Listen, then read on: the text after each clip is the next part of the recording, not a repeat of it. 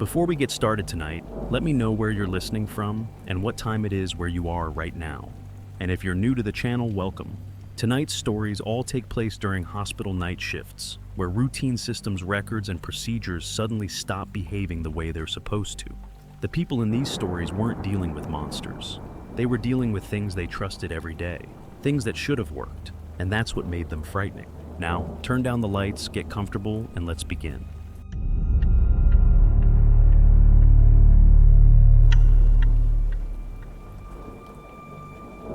I worked the night shift on a medical surgical floor at a hospital outside Columbus, Ohio. By that point, I had been there almost 3 years, long enough to know which computers froze every night, which IV pumps liked to beep for no reason, and which patients would inevitably hit their call buttons 5 minutes before shift change. The storm started just before I came in.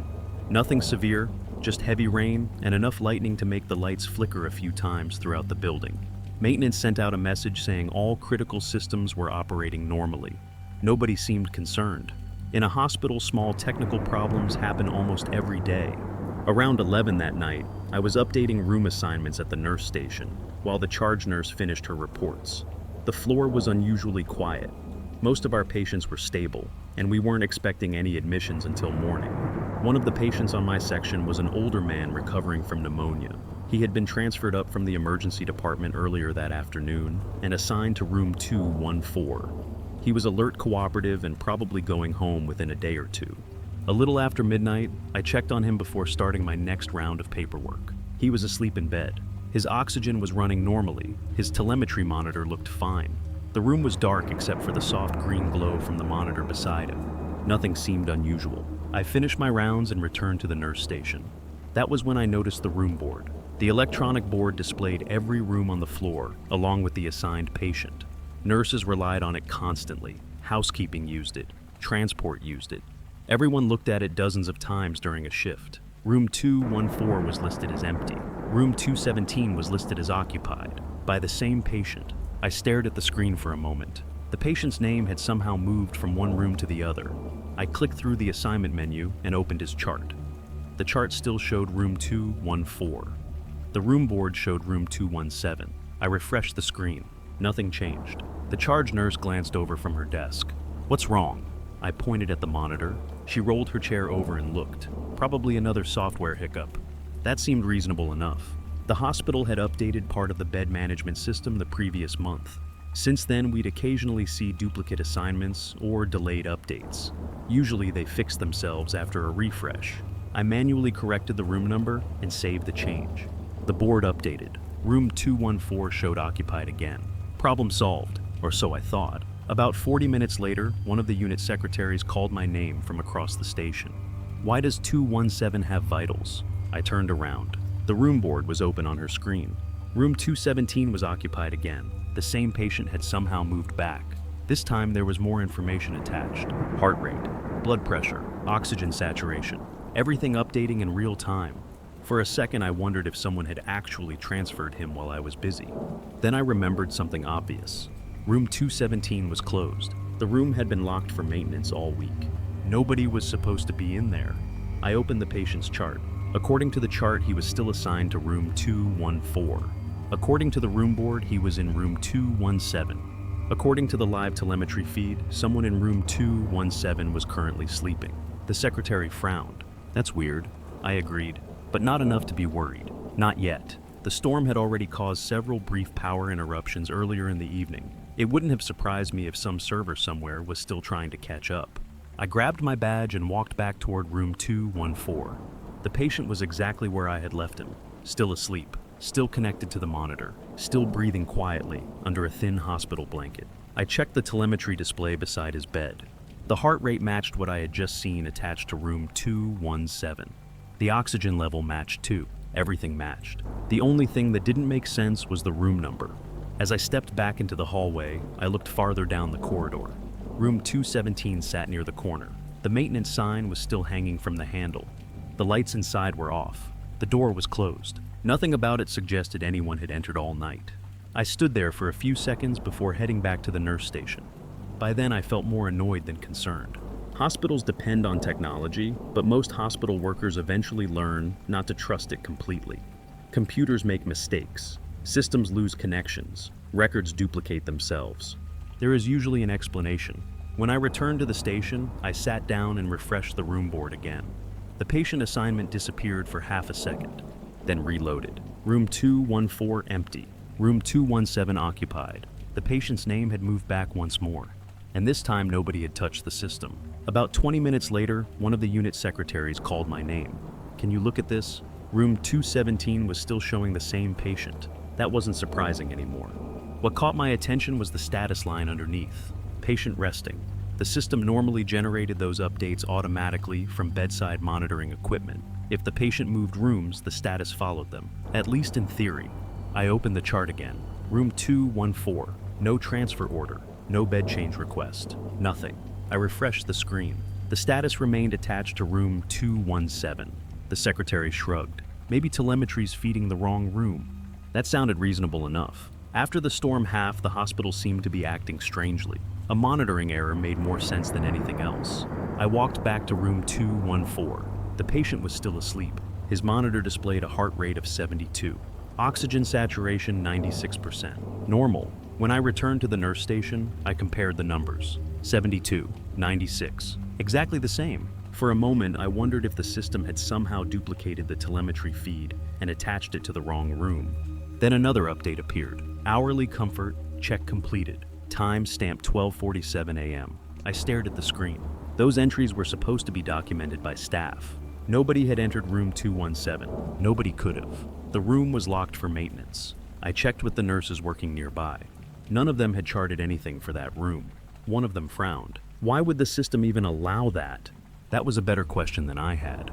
I looked down the hallway toward room 217 again. The maintenance sign was still hanging from the handle. The door had never opened, at least not that I had seen. That was the point where I stopped treating it like a minor software glitch. I picked up the phone and called the charge nurse over to the station.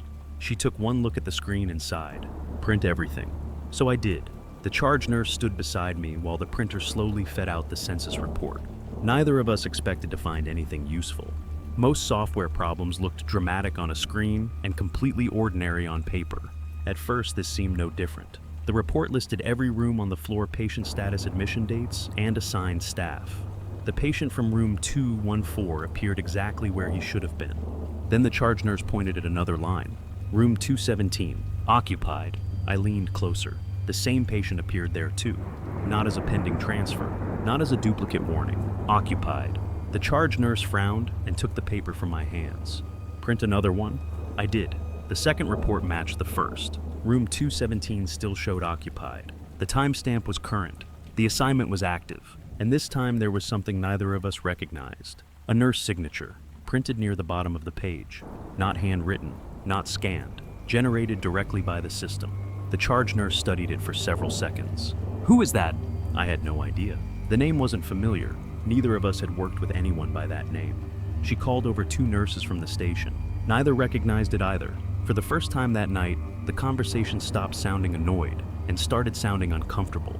The charge nurse logged into the staffing schedule. No employee by that name was scheduled. No employee by that name worked on our floor. One of the nurses suggested it might belong to somebody from another department. That explanation lasted less than a minute. The employee directory showed no match. Nobody in the hospital had that name. The charge nurse folded the report and placed it beside the keyboard. Okay, that's weird. A few minutes later, another notification appeared on the room board. Hourly comfort, check completed. Room 217. Time stamped 12:58 a.m. Everyone at the station saw it happen. Nobody touched a keyboard. Nobody entered a chart. The update simply appeared. One nurse immediately checked the documentation history. The entry showed completed. The user field displayed the same unfamiliar name from the printed report. The station became noticeably quieter, not frightened, just confused. The charge nurse picked up the phone and called the nursing supervisor. While she explained the situation, I opened the room history screen. The patient assignment had now switched between rooms 214 and 2176, separate times since midnight. Every correction was recorded. Every reversal was recorded. The system itself kept moving the patient back. That was when the supervisor suggested something simple. Before calling IT, before escalating anything further, open the room, verify it is empty, then document the software malfunction.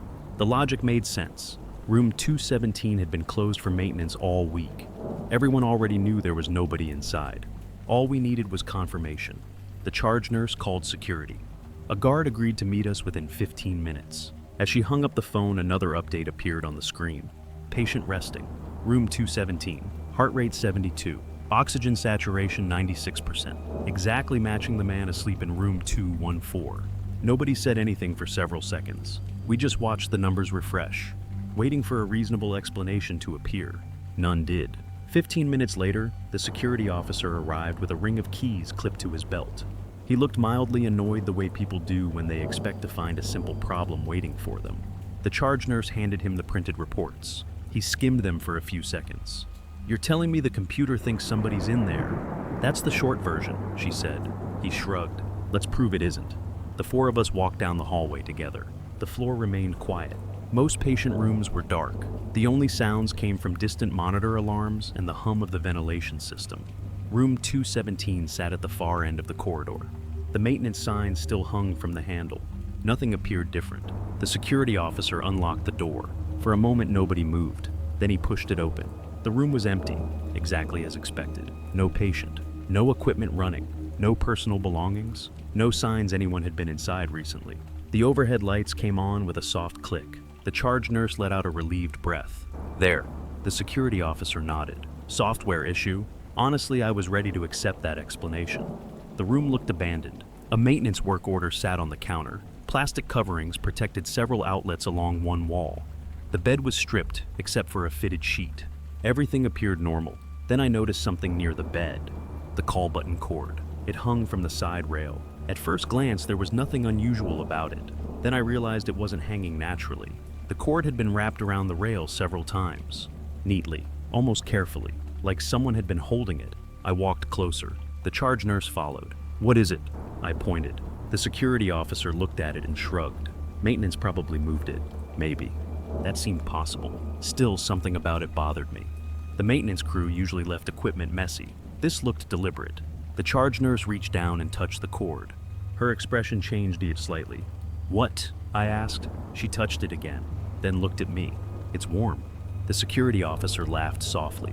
"It's plugged in."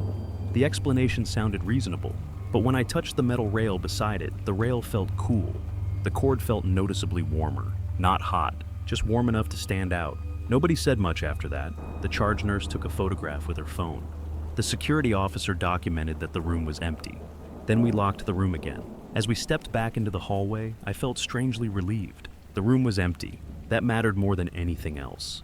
No hidden patient, no unauthorized entry, no missing person. Just a computer system acting strangely. At least that was what I told myself while we walked back toward the nurse station. The room board was still visible from the desk. The moment we returned, one of the nurses pointed at the monitor.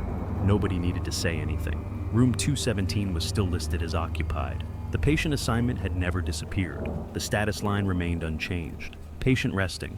Heart rate 72. Oxygen saturation 96%. Exactly as if we had never opened the room at all. The charge nurse stared at the screen. Then she looked back toward the hallway.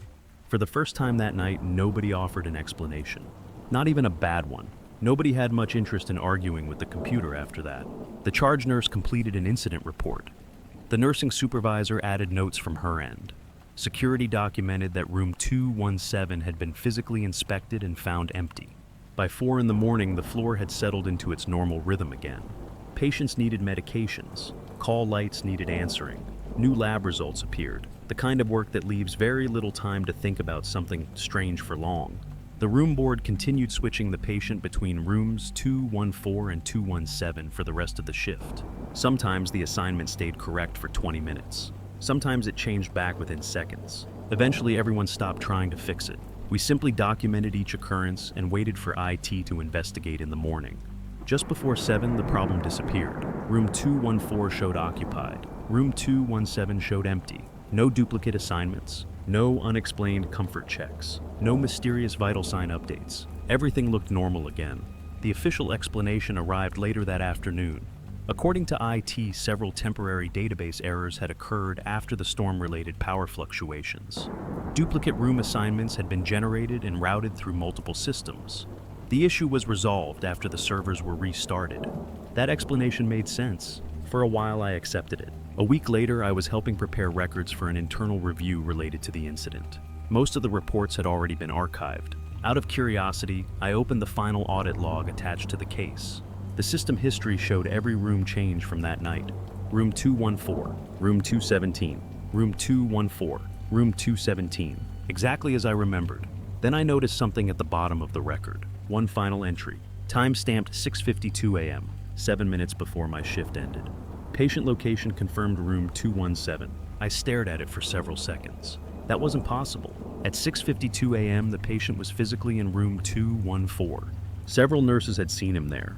The morning assessment had been completed there. The security inspection had already confirmed room 217 was empty. I assumed the audit log had failed to update after the correction. But when I checked the next line, the timestamp was later, 6:58 a.m. Patient discharge planning initiated. Location room 217. The room assignment had supposedly been fixed by then. Yet the archived record still treated room 217 as the patient's actual location. I forwarded the log to IT. A few days later they replied. The duplicate assignment had been removed. The room board had been corrected. The chart displayed properly. But they could not explain why those final 2 entries remained in the archived audit history. According to the hospital's records, the patient spent that entire night in room 214. According to the audit log preserved from that shift, he spent his final hour in room 217, the room that had been locked, the room that had been empty, and the room the system never completely stopped trying to assign him to.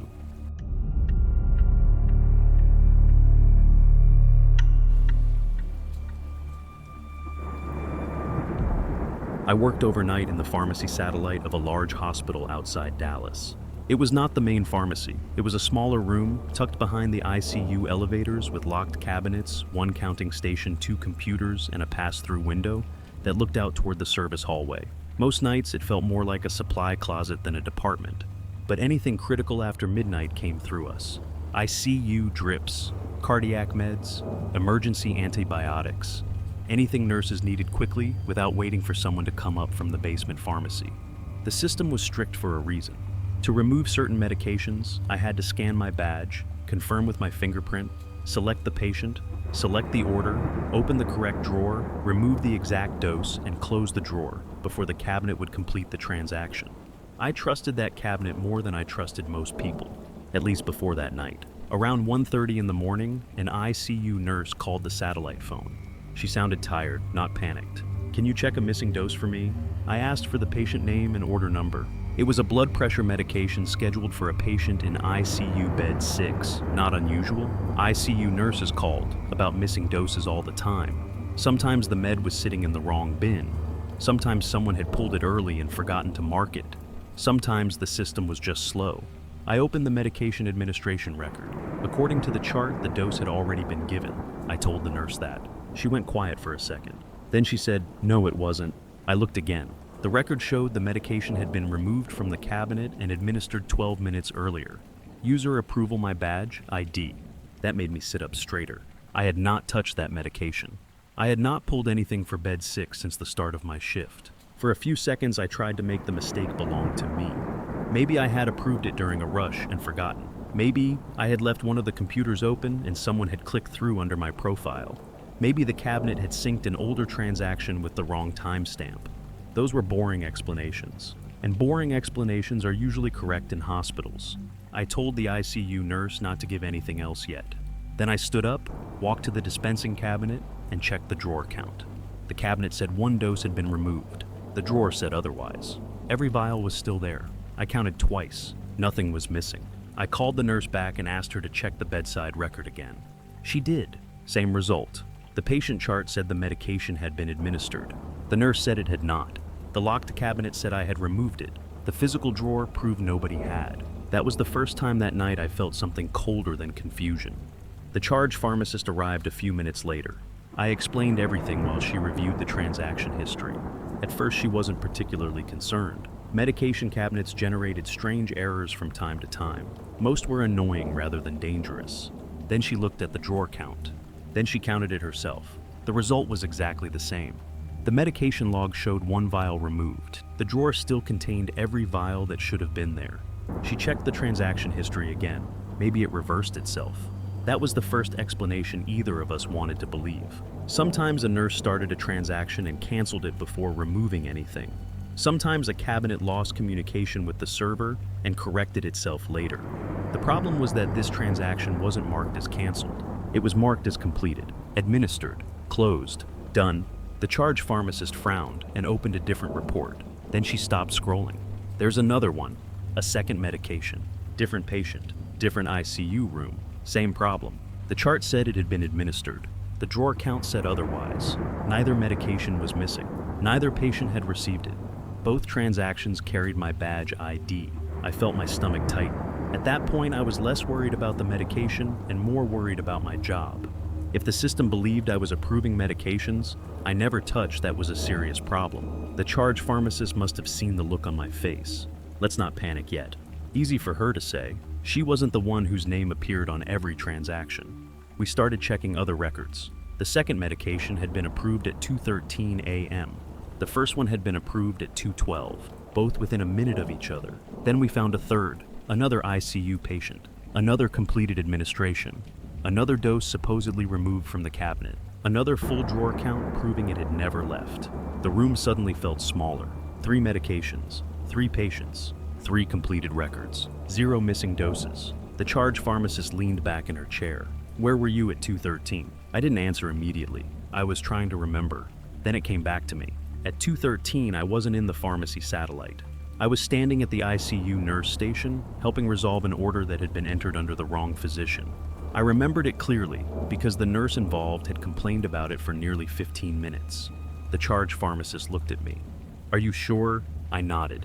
For the first time all night, neither of us had a reasonable explanation left. The medication record said I had opened the cabinet. The cabinet said the medications were gone. The drawers proved they weren't, and I knew exactly where I had been when all 3 transactions supposedly happened. The charge pharmacist reached for the phone. "I think we need security." Security did not come right away. That was normal. At night, they covered the emergency department, the parking garages, visitor issues, and whatever else broke loose after midnight. A medication cabinet problem was important, but it was not the only important thing happening in the building. While we waited, the charge pharmacist printed the cabinet audit log. I watched the paper come out of the printer line by line. Badge scan accepted. Fingerprint accepted. Drawer opened. Medication removed. Drawer closed. Transaction completed. It looked clean. That was the worst part. If the report had shown a failed scan or a manual override, we would have had somewhere to start. If it had shown an error code, we could have blamed the cabinet. If it had shown another user, we could have called that person. But it showed me. My badge. My fingerprint. My transaction. The charge pharmacist read through the log twice. "There's no override." I already knew that. I just didn't know what to say. She pulled up the second transaction. Same thing, then the third. All 3 were perfect records. All 3 showed the same 3 steps. Badge, fingerprint, removal. The times were close enough that it looked like I had moved quickly from drawer to drawer, pulling medication for 3 different ICU patients. Except I hadn't been there. I was about to say that again when the ICU nurse called back. Her voice was different this time. Not scared, controlled. The way nurses sound when they are trying not to let anyone hear pressure in their voice. "Pharmacy. I need a clear answer. Was bed 6 given that medication or not?" The charge pharmacist put the phone on speaker. "No," she said. "Do not chart another dose yet. We are investigating." The nurse exhaled sharply. His pressure is dropping again. That changed the room. Until then, the problem had felt like a record issue. A bad log. A cabinet error. A mess for IT and pharmacy leadership to clean up in the morning. Now it was a patient safety problem. If we trusted the medication record, the patient had already received the dose. Giving another could be dangerous. If we trusted the drawer count and the nurse, he had missed it. Waiting could be dangerous. That was the choice the system had left us with. 2 bad options. Both documented. Both defensible. Both wrong if the record was lying. The charge pharmacist closed her eyes for half a second, then opened them. Manual verification only. No one gives anything until we reconcile the physical count with the bedside assessment. She told the ICU nurse to keep monitoring the patient and document everything manually. Then she printed another audit log. This one included the cabinet door status. Closed. Locked. No access failure. No forced entry. No maintenance mode. No network interruption at the time of the transactions. The cabinet believed it had worked perfectly. The drawer believed nothing had moved. The patient chart believed the medications had been given. The nurses believed they had not. I remember staring at those reports and thinking how strange it was that every system sounded confident. Only the people in the room seemed unsure.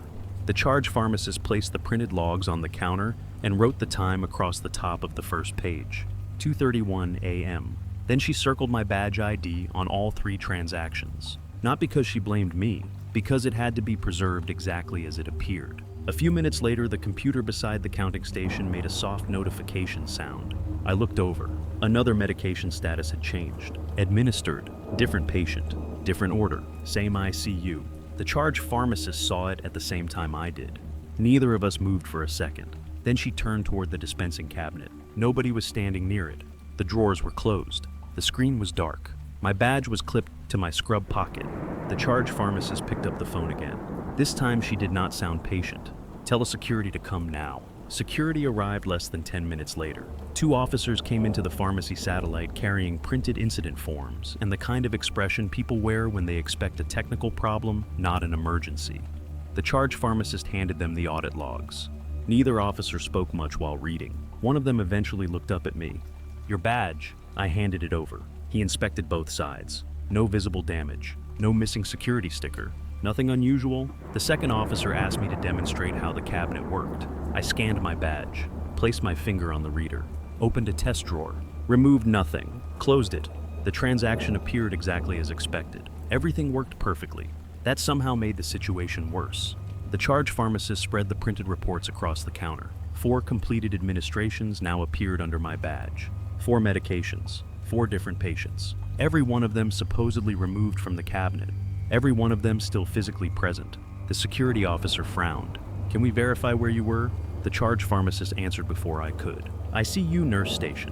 The officer nodded. "Then let's check." A few minutes later, we were standing in the security office reviewing camera footage. The timestamp on the first disputed transaction appeared, 2:12 a.m. The pharmacy satellite camera showed nobody near the cabinet. The hallway camera showed nobody entering. Then the ICU camera appeared on screen. There I was, standing beside the nurse station, talking with an ICU nurse. The timestamp advanced, 2:13 a.m. The second transaction occurred. I was still on camera, same location, same conversation, 2:14 a.m. Third transaction, I remained in view. My badge was clipped to my scrub pocket the entire time. No missing footage, no camera outage, no blind spot. The officer paused the recording. Nobody said anything for several seconds. The footage eliminated every explanation we had left. I hadn't forgotten. I hadn't walked away. I hadn't opened the cabinet. I physically could not have performed any of those transactions. The officer printed screenshots from the footage. The charge pharmacist attached them to the incident packet. Back in the satellite pharmacy, the atmosphere had changed completely. Nobody was talking about software glitches anymore. This had become a patient safety investigation. The charge pharmacist called the ICU charge nurse and ordered immediate manual reconciliation for every medication involved. No chart entries would be trusted until physical counts matched bedside verification. The process took almost an hour. Fortunately, every affected patient eventually received the correct medication. No one was harmed. That should have been the end of it. Then another problem appeared. One of the ICU charts automatically updated. Medication administered. Timestamp 3:09 a.m. Different patient. Different medication. Same badge ID. My badge. The charge pharmacist stared at the screen. The security officer was standing right beside me when it happened. Both of them had direct line of sight to my badge. Neither of us was anywhere near the cabinet. The officer slowly turned toward me. Not suspicious, just confused, because he had witnessed it happen himself. The charge pharmacist immediately ordered the cabinet locked. Every affected medication was quarantined. A formal patient safety incident was opened. IT was contacted. Hospital administration was notified. And for the rest of the shift, nobody was allowed to remove anything from that cabinet without 2 witnesses present. For the first time that night, the system was no longer being treated as a tool. It was being treated as evidence. By 5 in the morning, the pharmacy satellite looked like a place where something serious had happened. Printed logs covered the counter. Medication bins were sealed in clear bags. A handwritten sign had been taped to the cabinet screen. Do not use without supervisor approval. Nobody liked that sign. Hospitals run on systems because people are too tired to remember everything. The systems catch mistakes. They organize chaos. They make sure the right patient gets the right medication at the right time. That night, the system had become the thing we were protecting patients from. IT restarted the cabinet server just before shift change. After that, the false administration stopped, at least on screen. The official explanation came 2 days later. Transaction sync error, badge authentication cache, temporary communication failure between the medication cabinet and the patient charting system. It sounded technical enough to be believable. The digital charts were corrected.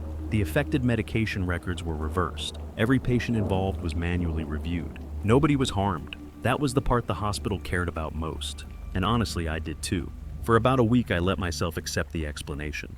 Then the charge pharmacist asked me to help organize the incident packet for risk management. Most of it was boring. Audit logs, security screenshots, manual count sheets, printed medication records with correction stamps across them. Everything matched what I remembered. Until I reached the last page. It was one of the medication logs from that night. The original record showed the dose as administered. Under it was the correction line added later by pharmacy. Administration reversed after manual count verification. That should have been the final entry. But beneath it, someone had written a note in blue ink. Do not reverse. Patient still requires dose.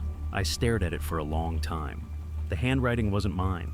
It wasn't the charge pharmacists. It wasn't the ICU nurses. We checked. Nobody recognized it.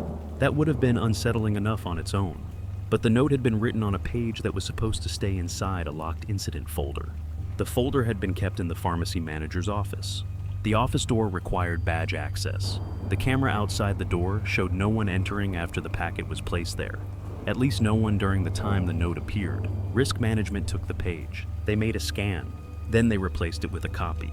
The official packet no longer includes the original. I saw it once more before they removed it. There was something else written below the first line. Smaller, almost pressed into the paper. Patient never received it. That was the only sentence in the entire file that matched what everyone in that room already knew. The system had said the medication was given. The drawer had said it wasn't. The nurse had said it wasn't. The patient had needed it. And somewhere between the corrected chart and the locked incident packet, the paper record said the part nobody wanted the system to remember.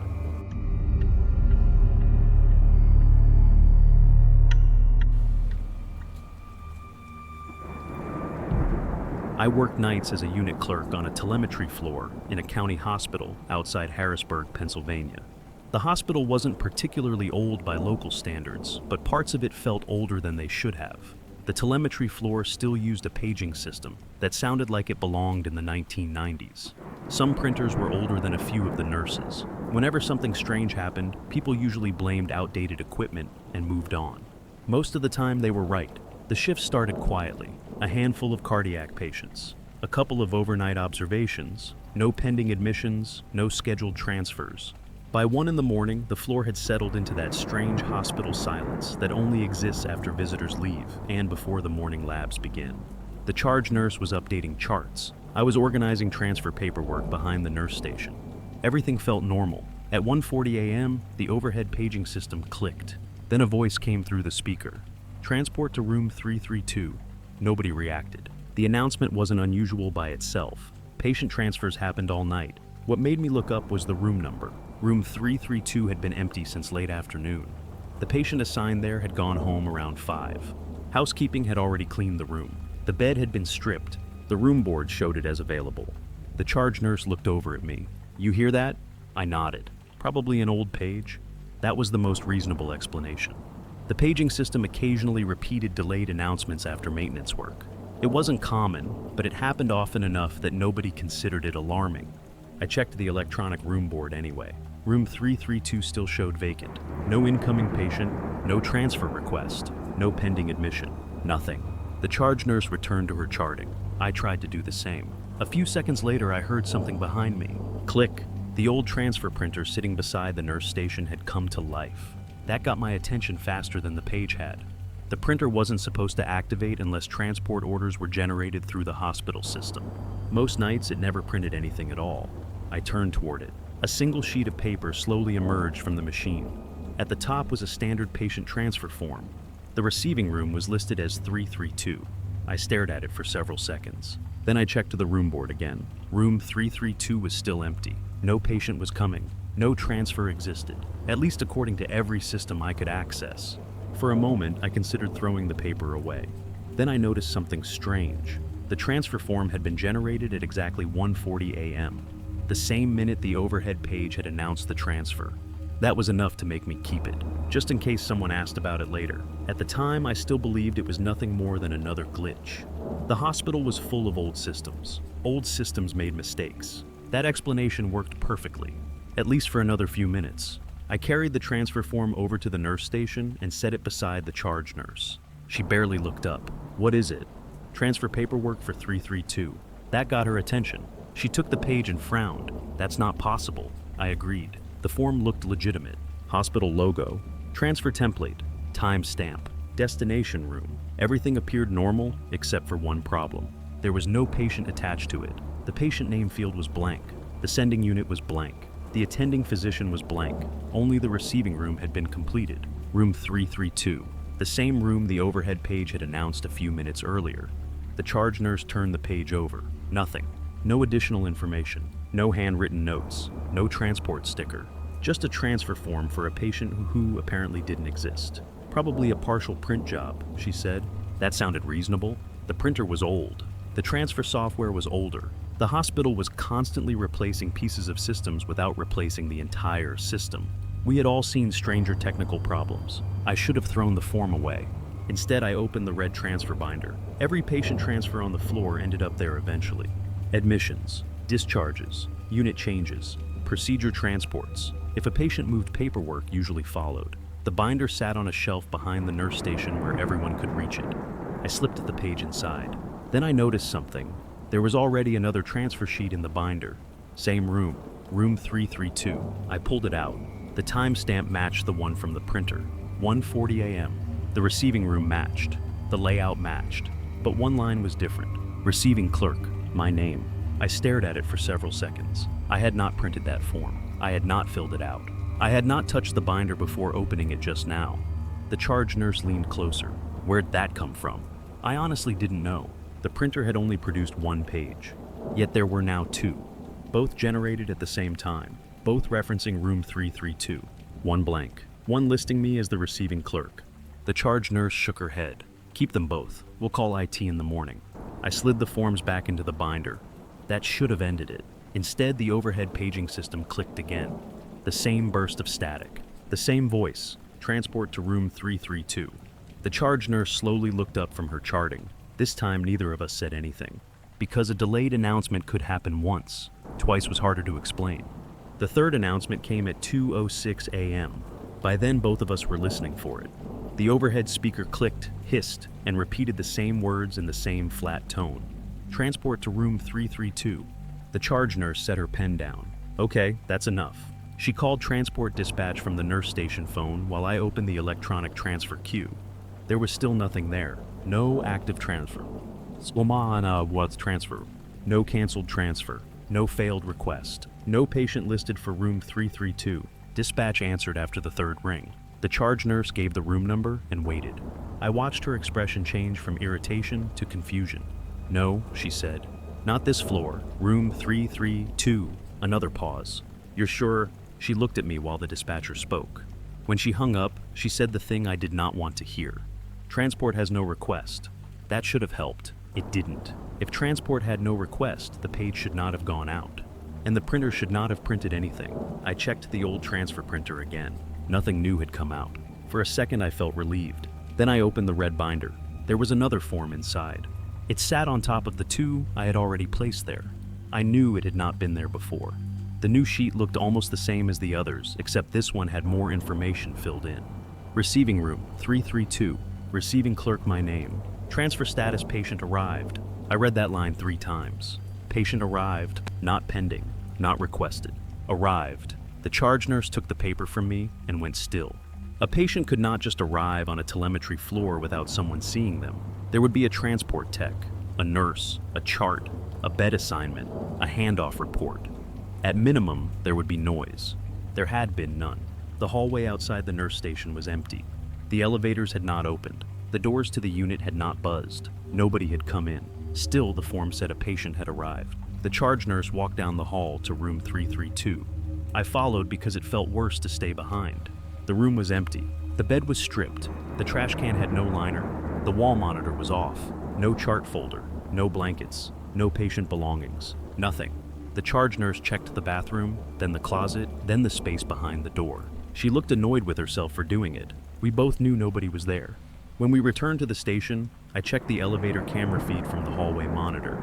No transport staff, no stretcher, no wheelchair, no patient. For the last hour, nobody had entered the floor except a lab tech who had gone straight to room 318 and back out again. That should have ended the matter. Instead, it made the form worse. Because now we had proof that no patient had arrived, and paperwork saying one had. The charge nurse called the house supervisor. While she explained, I opened the binder again. I don't know why. Maybe because I expected to find the same 3 forms. Maybe because some part of me already knew I wouldn't. There were 4 now. The newest one had not printed. I had not seen it appear. It was simply there, tucked beneath the others as if it had always belonged. Same room, same timestamp block, same receiving clerk, but this one had a different status line. Awaiting telemetry bed. I looked down the hall toward room 332, the empty room with the stripped bed, then back at the paper. That was when the worry changed shape. It was no longer just a printer glitch. If the system thought a patient had arrived, then somewhere in the hospital, some other system might think that patient was already safe upstairs. And if that was true, the question was not why the paperwork existed. The question was where the patient was supposed to be. The house supervisor arrived at 2:31 a.m. She came onto the floor carrying a tablet and a paper census sheet from bed control. That told me she was taking it seriously. She did not ask if we were sure. She just asked to see the binder. The charge nurse handed it over. The supervisor flipped through the forms one at a time. Blank transfer, receiving clerk, patient arrived, awaiting telemetry bed. Her expression stayed professional, but her mouth tightened at the last one. Where is the patient name? That's the problem, the charge nurse said. The supervisor opened bed control on her tablet. Room 332 still showed vacant. No patient assigned, no incoming transfer, no transport request, no admission hold. She checked the emergency department board next. Nothing. Then ICU, then step down, then the cardiac observation unit. No patient was listed as moving to 332 from anywhere. That should have made her relax. Instead, she looked more concerned. If a transfer status is generating without a patient name, I need to know what system is feeding it. She called transport dispatch herself. Same answer. No request. No tech assigned. No patient moved. While she was still on the phone, the old printer clicked again. All 3 of us turned toward it. A new page slid out slowly. The supervisor did not touch it right away. Nobody did. When the page finally stopped moving, I picked it up by the corner. This one was different. The patient name field was still blank. The sending unit was still blank. But now there was a new line near the bottom. Receiving unit confirmed. Confirmed by Nurse Station 3 West. That was our station. The supervisor looked at the charge nurse. Did anyone confirm anything? No. I checked the nurse station phone log. No incoming transfer call. No outgoing confirmation call. No transport call. Nothing between our first call to dispatch and the supervisor arriving. The supervisor checked her tablet again.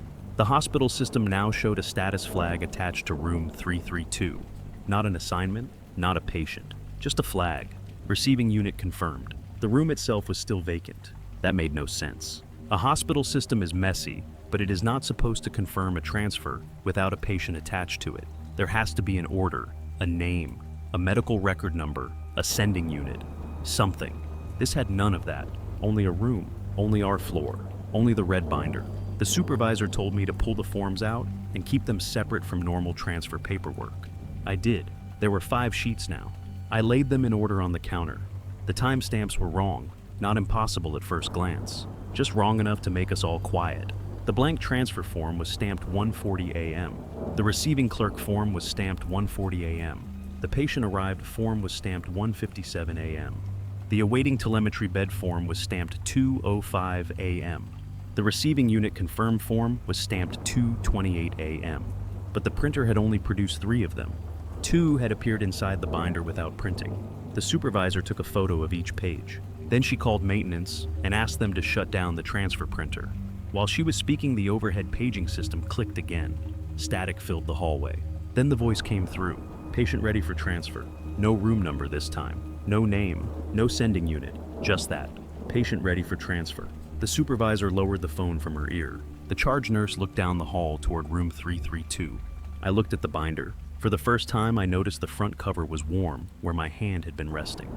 Not hot. just warm enough that I pulled my fingers away.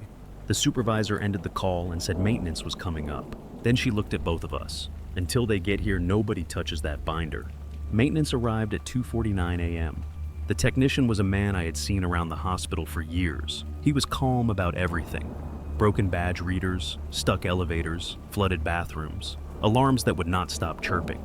He walked up to the nurse station with a screwdriver in one hand and a flashlight clipped to his belt.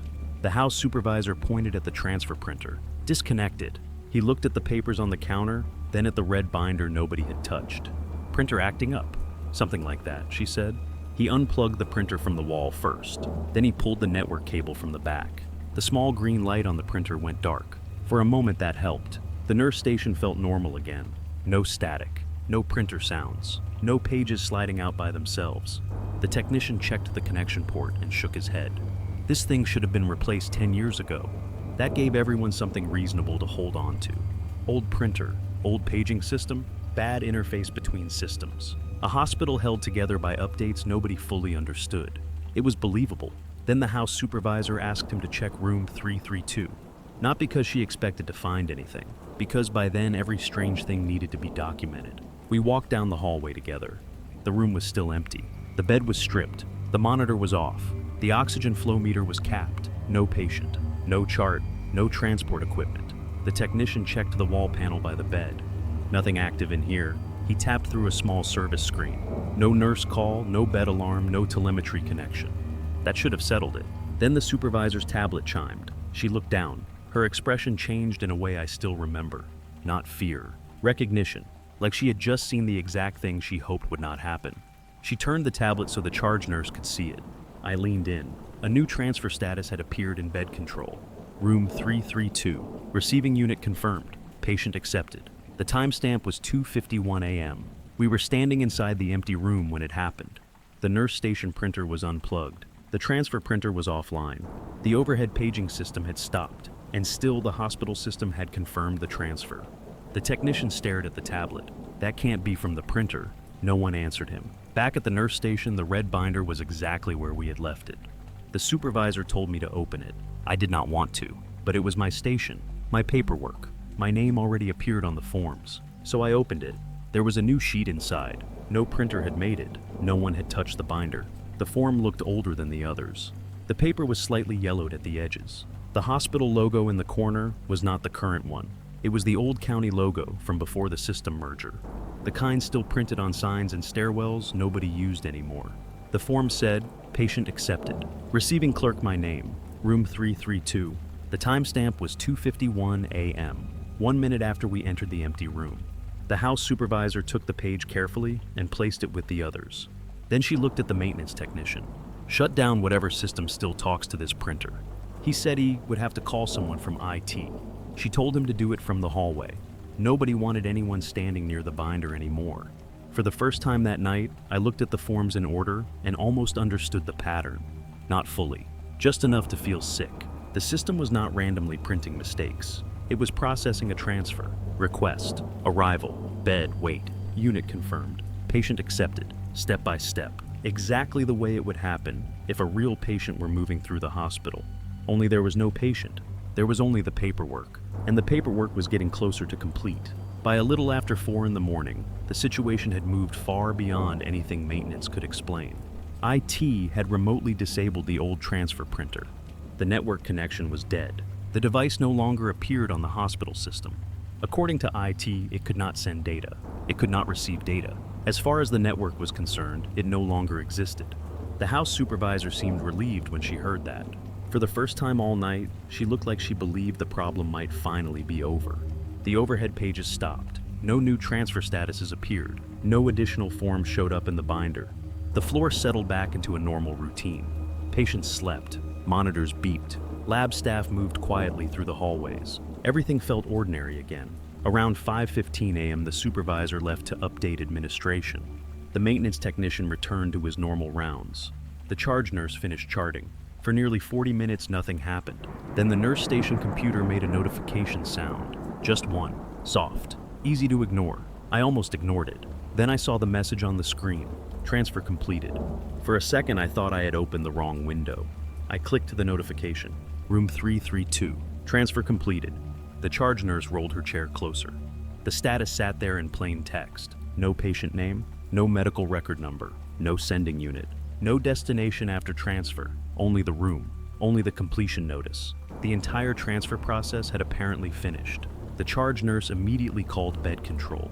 The supervisor joined the call a few minutes later.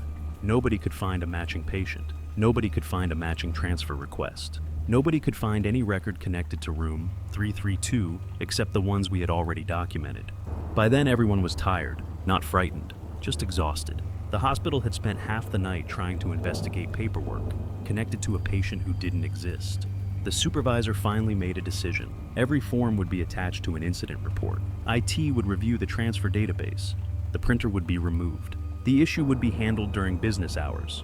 Officially, that was the end of it. At 6:50 a.m. I began preparing for shift change. The red binder still sat on the counter. The forms had been removed. The incident packet was complete. There should have been nothing left inside. Before leaving, I opened the binder one last time. I don't know why. Maybe curiosity. Maybe habit. Maybe I wanted proof that the night was finally over. Inside was a single transfer sheet. Nothing else. No patient name. No room number. No transfer status. Completely blank. Except for one thing. The date. Tomorrow's date. I checked it twice. Then a third time. The date belonged to the next night shift. A shift that had not happened yet. The paper looked fresh. The ink looked fresh. The timestamp field was empty. The receiving clerk field was empty. Everything was blank except the date. The charge nurse saw me staring at it. Another one. I handed it to her. She looked at the date and frowned. Then she folded the paper and placed it inside the incident packet without saying a word. Neither of us had an explanation left. The official report blamed a legacy transfer system. IT blamed corrupted data. Maintenance blamed outdated hardware. Maybe one of them was right. I honestly hope they were. But I still remember one detail from that morning. When I left the hospital, the sun was coming up. The telemetry floor was waking up. Day shift nurses were arriving. Everything looked completely normal, and somewhere inside an incident packet that should never have existed, there was a transfer form already waiting for the next night to begin.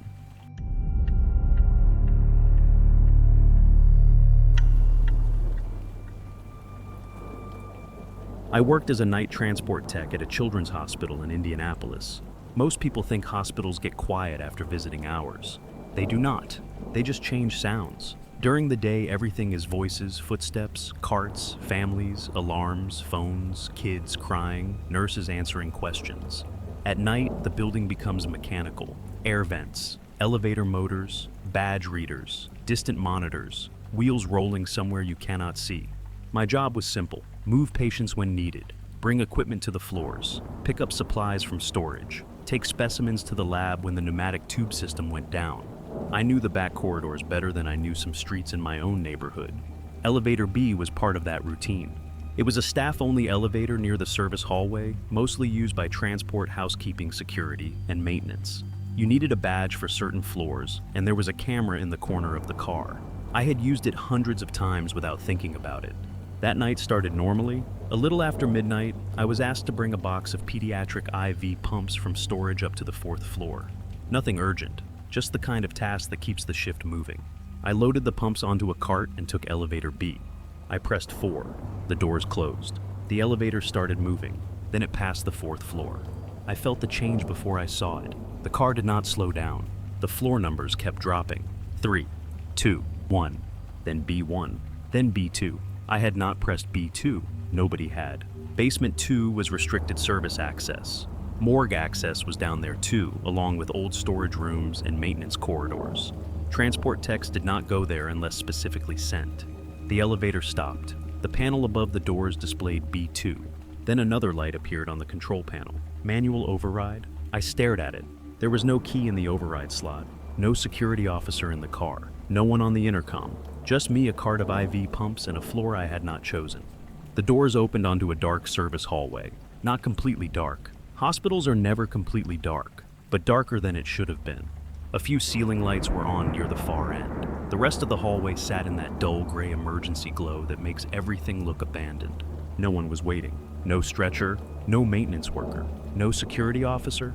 For a second, I thought maybe the elevator had responded to a priority call and picked the wrong direction. That happens sometimes. Elevators in hospitals were tied into systems most of us did not fully understand. I stayed in the car and pressed 4 again. The button lit. Nothing happened. I pressed lobby. That button lit too. The doors remained open. Then the manual override light turned off by itself. The doors closed. The elevator started moving again. This time it went up. I watched the numbers carefully. B1, 1, 2, 3, 4. It stopped on the correct floor like nothing had happened. The doors opened to the bright pediatric hallway full of wall decals and sleeping cartoon animals painted near the ceiling. Everything looked normal. That made it easier to pretend the whole thing had been a service glitch. I delivered the IV pumps. I signed the supply sheet. I told myself I would mention the elevator to security later. Then my radio clicked. It was the front desk officer. "Transport, are you using elevator B?" I looked back down the hallway toward the elevator doors. "Yeah, why?" There was a short pause. Then he said, "Because it just requested basement 2 again." I had not touched it. I was standing 20 feet away. I did not answer right away. I was still looking at elevator B. The doors were closed. The indicator above them showed 4. Then it changed. 3, 2, 1. The elevator was moving without me. I pressed the radio button. "I'm not in it." The front desk officer did not respond immediately. Then he said, "Copy, stay where you are." That was the first time I felt genuinely uncomfortable. Not scared. Not yet. Just aware that the explanation I wanted was starting to get thin. I stood in the pediatric hallway with the IV pump cart still beside me, watching the elevator numbers drop. B1, B2. Then the indicator stopped. Manual override appeared again on the small display outside the doors. The hallway around me was bright and calm. Nurses moved quietly between rooms. A respiratory therapist passed by with a machine humming beside her. Everything around me said normal hospital night. The elevator did not. Security met me on the 4th floor less than 5 minutes later. The same front desk officer came up with another guard. They asked me exactly what had happened, then took me down to the security office to review the camera feed. I expected the footage to show some simple explanation. A maintenance worker, a security override, someone inside the elevator after I stepped off. It showed none of that. The camera inside elevator B showed me riding down to B2 alone. It showed the manual override light come on. It showed me standing there with both hands on the cart handle. Then it showed me pressing 4, then lobby, then the doors closing. The elevator went back up and let me off on the 4th floor. After that, the camera showed an empty elevator car. No one entered. No one pressed a button. No one touched the panel. Still, the elevator descended again. The access log printed beside the monitor a few seconds later. Manual override accepted. Destination B2, source interior panel. The guard read that line twice. "Did you use a key?" I almost laughed. No, he knew I had not. The camera showed my hands the whole time. There was no key in the slot, no badge scan, no intercom call, no remote command listed. Security checked their own control system while I stood there. No officer had requested basement 2. No one had placed elevator B in service mode. No emergency transport call was active. The second guard picked up the phone and called facilities. While he was explaining the situation, the elevator log updated again. Manual override accepted. Destination B2, source interior panel. The guard stopped speaking. On the screen, elevator B sat empty with its doors closed. No one was inside, but according to the system, someone had just chosen the basement again. Facilities arrived about 20 minutes later. The technician who showed up looked annoyed before he even stepped into the security office. That changed after he saw the logs. Manual override accepted. Destination B2, source interior panel. Again, again, again. The timestamps were only minutes apart. The technician asked to see the camera footage. Security replayed it. The result was exactly the same. An empty elevator, no passenger, no maintenance key, no badge scan, no one entering or leaving. Yet the system continued recording manual overrides. The technician rubbed his forehead. That shouldn't be possible. Nobody argued with him. He logged directly into the elevator control system from a workstation in the facilities office. According to the system, elevator B was functioning normally. No hardware faults, no communication errors, no stuck buttons, no maintenance mode, no emergency override requests, nothing. Then another update appeared. Elevator status occupied. The security officer noticed it first. What does that mean? The technician stared at the screen. It means the car thinks somebody is inside. Everyone looked at the camera feed. The elevator was empty. The camera showed every corner of the car. No passenger, no equipment, no cart, nothing. The technician refreshed the screen. Occupied. He checked the weight sensor data. Normal. No load detected. He refreshed again. Occupied. The system believed somebody was inside the elevator. The sensors believed nobody was. The camera showed nobody was. The technician finally made a decision. Lock it out. Nobody objected. A few minutes later, elevator B was placed into service lockout. Out of service appeared on the monitoring screen. The elevator returned to the 4th floor. The doors closed. The interior lights shut off. The technician confirmed the lockout command had been accepted. That's it, he said. Nobody can call it now. For the first time that night, everyone relaxed a little. Then the hallway call indicator lit up. One small white light beside elevator B. Call pending. The technician frowned. No. He walked into the hallway. The rest of us followed. The indicator remained lit. Elevator B was locked, out of service, unavailable, yet the system still showed an active call request. The technician removed the hallway button plate with a screwdriver. He disconnected the wiring harness. The button went dark for about 3 seconds. Then the call pending light came back. The technician stared at it. The disconnected button hung from the wiring in his hand.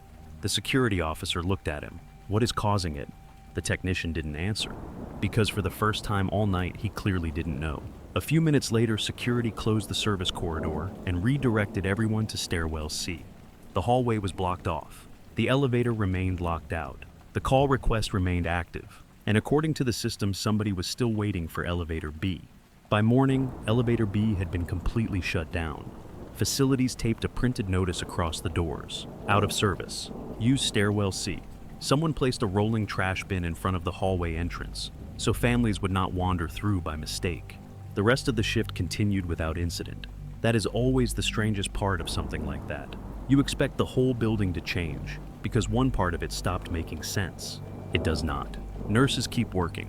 Doctors keep rounding. Parents keep sleeping in chairs beside hospital beds. The cafeteria starts serving breakfast. The hospital keeps moving. A few hours later, facilities sent out a short maintenance update. Faulty control board. That was the explanation. A bad control board had caused repeated incorrect floor requests, false override signals, and call button errors. It sounded reasonable. It sounded boring. I wanted it to be true. For the next few nights, I used the main elevators instead. It added time to every run, but nobody questioned it. Most staff avoided elevator B until the repair was finished. 3 days later, I saw the final maintenance report sitting in a folder at the transport desk. I should not have read it, but my name was listed in the incident notes, and curiosity got the better of me. Most of the report matched what I already knew. Manual override errors, call request malfunction, temporary service lockout, control board replacement. Then I saw the final log entry.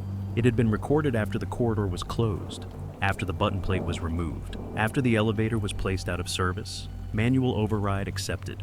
Destination B2. Source interior car panel. The timestamp was 3:44 a.m. 4 minutes after facilities disconnected the hallway call button. 6 minutes after the technician confirmed the elevator was locked out. The note beside it said, unable to reproduce. That was the official conclusion. Unable to reproduce. Elevator B returned to service the following week. The hospital treated it like any other repair. No memo, no warning, no staff meeting. Just one more fixed system in a building full of them. I never used it again. Not because I thought something would grab me. Not because I believed the elevator was haunted. It was simpler than that. The system had recorded someone inside an empty car. It had accepted commands nobody gave. And every time it chose a floor on its own, it chose the same one. Basement 2. Morgue access. I could live with taking the stairs.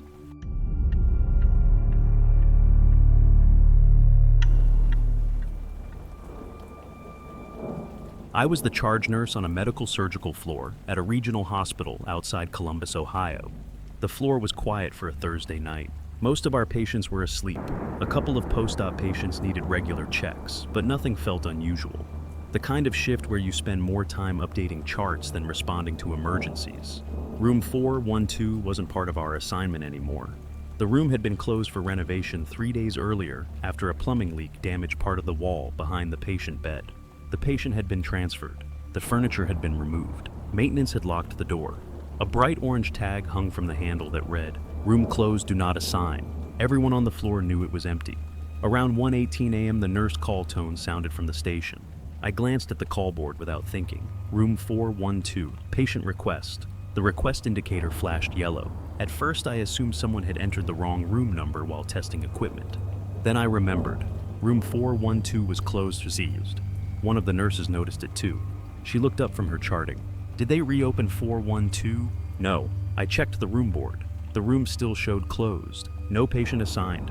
No bed status. No active chart. The call request remained on the screen for another 10 seconds. Then it disappeared by itself. Nobody acknowledged it. Nobody cleared it. It simply vanished. The nurse beside me shrugged. Probably construction messed something up. That explanation made sense. Hospital renovations cause strange problems all the time. Loose wiring, disconnected wall modules, equipment that temporarily appeared on the wrong network. Nothing worth documenting. I went back to charting. About 30 seconds later, the call tone sounded again. Room 412, patient request. Same message, same yellow indicator. This time, everyone at the station looked up. The night CNA frowned. That's the closed room. I know. The request remained active for several seconds, long enough that I opened the nurse call system and checked the room status. Room 412 still showed offline. The system itself agreed the room was closed, yet the call request was coming through anyway. Then the request cleared again.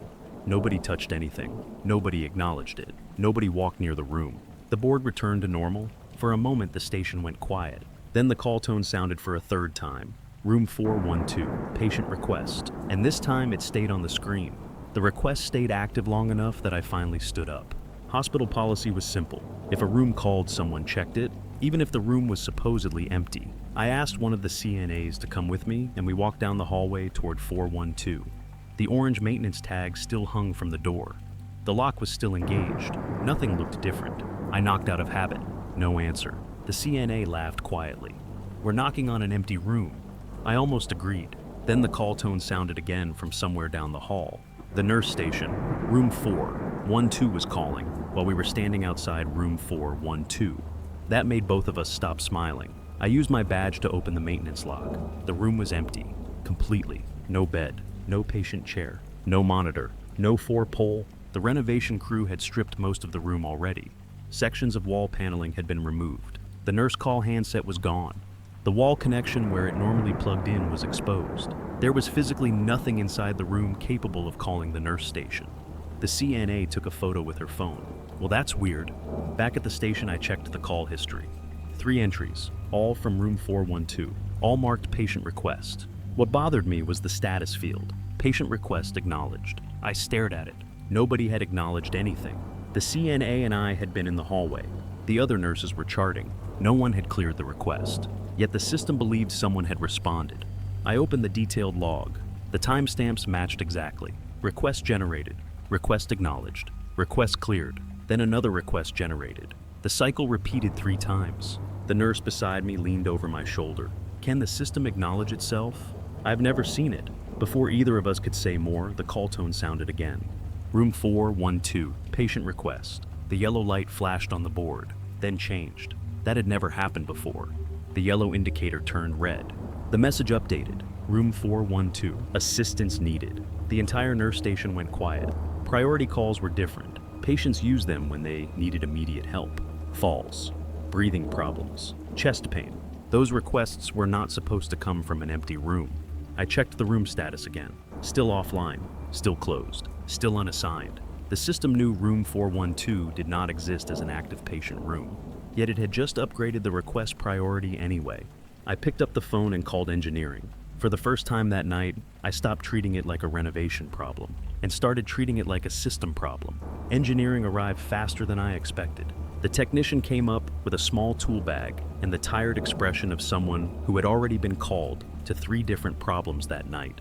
I met him at the nurse station and showed him the call board. Room 412 still showed red. Assistance needed. The technician looked at the screen, then at me. That's the closed room. Yes. He shook his head and walked down the hallway with me. The room looked exactly the way it had before. Empty, locked, half renovated. The exposed wall panel hung open where the nurse call unit had been removed. He crouched beside it and checked the wiring. There's no handset connected. I know. He looked annoyed by that, but not at me. At the room, he pulled the connector loose from the wall module and capped the line. Then he radioed someone downstairs and asked them to remove room 412 from the active nurse call network. A few seconds later, the red indicator at the station disappeared. For the first time in almost an hour, the board was clear. The technician stood up. Shouldn't happen again. I wanted to believe him. We walked back toward the nurse station. Halfway down the hall, the call tone sounded. Not the regular tone this time, the priority tone. I looked at the board. Room 412, nurse needed. The technician stopped walking. He turned around slowly. In his hand, he was still holding the disconnected wiring cap from the wall module. The room had no handset, no call cord, no active network line, no patient. But the system was asking for a nurse again. The technician did not say anything for a moment. Then he walked back into 412 and checked the wall again more aggressively this time. He disconnected the room module completely. Then he had the downstairs operator remove the room from the software list. I watched from the nurse station as room 412 disappeared from the system. Not closed, not offline, gone. The room number no longer appeared anywhere on the call board directory. That should have ended it. The technician printed a service note and handed it to me. Room is isolated from the nurse call system. If anything pops up again, call me directly. I started to thank him. Then the board flashed, only once. A red box appeared in the corner of the screen. Unknown room request. No tone followed it. No room number. No priority label. Just that message. It stayed there for 2 seconds, then vanished. The technician saw it. So did 2 nurses and the CNA standing beside me. Nobody touched the keyboard. Nobody acknowledged anything. The technician leaned over the desk and opened the event log. The unknown request had already been recorded. Timestamp current, source field blank, status field unreadable. But the location field had one entry, 412. The technician stared at the screen for a long time. Then he told us not to assign that room under any circumstances until the entire nurse call panel was replaced. I said we already weren't assigning it. He looked down the hallway toward room 412, then back at the board. I know, he said, but now I want it in writing. By morning, the floor had mostly returned to normal. The call board stayed quiet. No new requests appeared. No more priority alerts. Engineering replaced part of the nurse call panel before day shift arrived, and the official explanation sounded exactly like the kind hospitals use every day. Renovation interference, signal corruption, faulty room module, incident closed. Honestly, I wanted to believe it. The room stayed closed for another 2 weeks while construction finished. Eventually, the renovation was completed, new furniture was installed, and room 412 returned to service.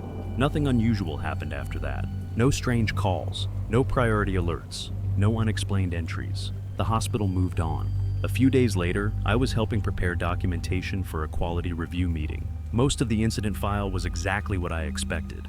Engineering notes, call board screenshots, service tickets, event logs. Then I reached the final page. It contained the archived nurse call records from the night of the incident.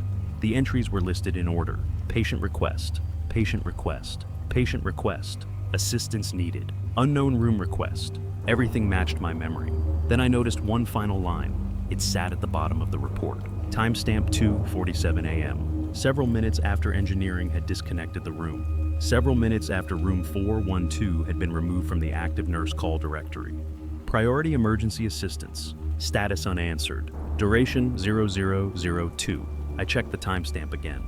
The entry could not have existed. At 2:47 a.m. room 412 was no longer connected to the system. The room module had been removed. The room number had been deleted from the nurse call software.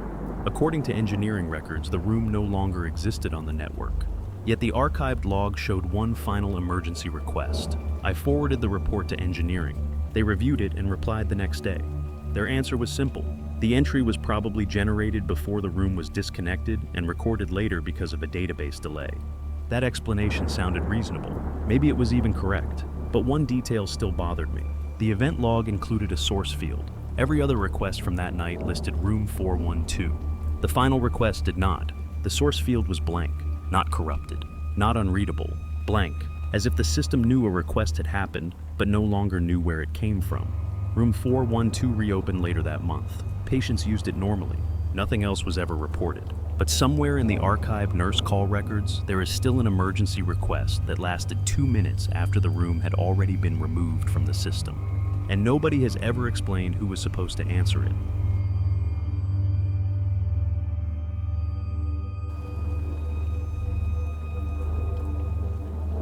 I worked overnight in bed management at a large suburban hospital outside Phoenix, Arizona. Most people have no idea a hospital keeps track of its patient count almost constantly. Every admission, every discharge, every transfer, every occupied bed. At midnight, someone has to make sure the numbers match. That responsibility usually landed on me. The process was boring in the best possible way. Each unit reported its patient count. I compared the numbers against the hospital census system. If everything matched, I submitted the report and moved on.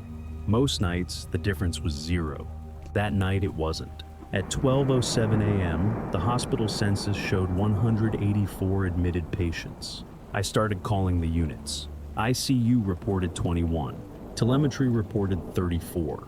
Medical surgical reported 72. Observation reported 19. The remaining specialty floors accounted for the rest. When I finished adding everything together, I checked the total twice.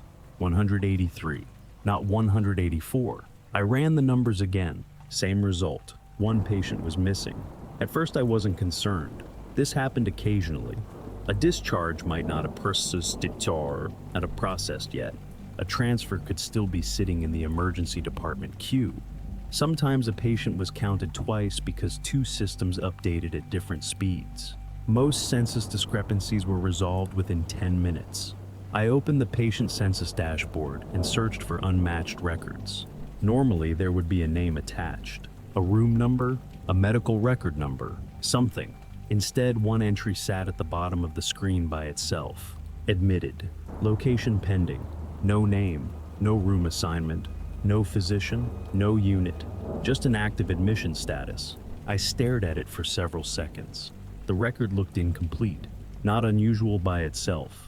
Registration sometimes created temporary encounters before patient information was fully entered. I called the emergency department first. No unidentified patients. No ambulance arrivals waiting for beds. No pending admissions. I called telemetry. Nothing. ICU. Nothing. Medical surgical. Nothing. Every floor gave me the same answer. Their counts were correct. Nobody was expecting an extra patient. Nobody had an unidentified admission. The census still showed 184. The hospital system still believed there was one more patient somewhere inside the building. I refreshed the dashboard. The unidentified record remained. Admitted. Location pending. Then another field appeared beneath it. Not a name, not a room number, just a timestamp.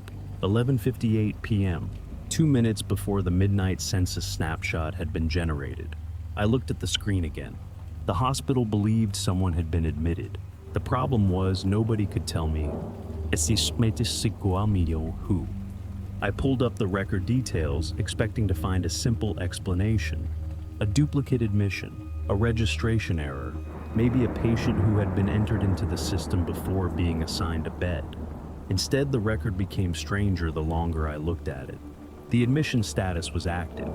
The encounter ID existed. The timestamp existed. But almost everything else was blank. No patient name, no medical record number, no date of birth, no attending physician, no assigned unit, no room, no diagnosis. The system was treating it like a real patient, while simultaneously knowing almost nothing about them.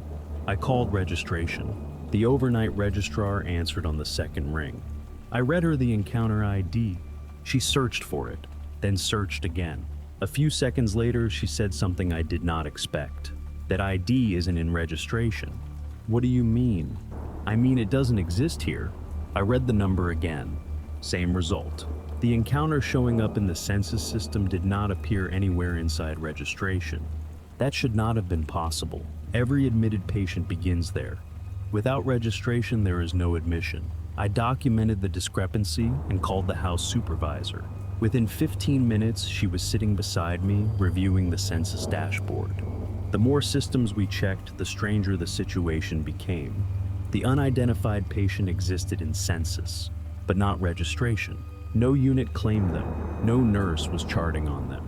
No physician had orders attached to them, yet the hospital still counted them. The house supervisor decided to start a manual reconciliation. We went unit by unit again. Every charge nurse confirmed their count. Every occupied bed was accounted for. The total remained 183. The census remained 184. Then another call came in, this one from dietary services. The woman on the line sounded annoyed. "Where do you want us to send the tray?" "What tray?"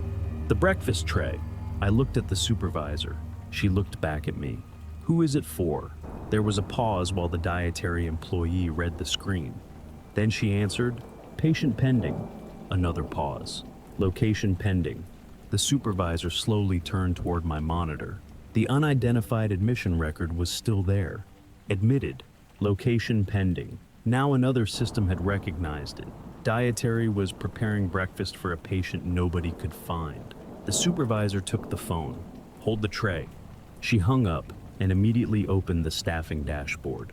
A yellow warning banner had appeared. Staffing variance detected. Recommended census 184. Actual assigned census 183.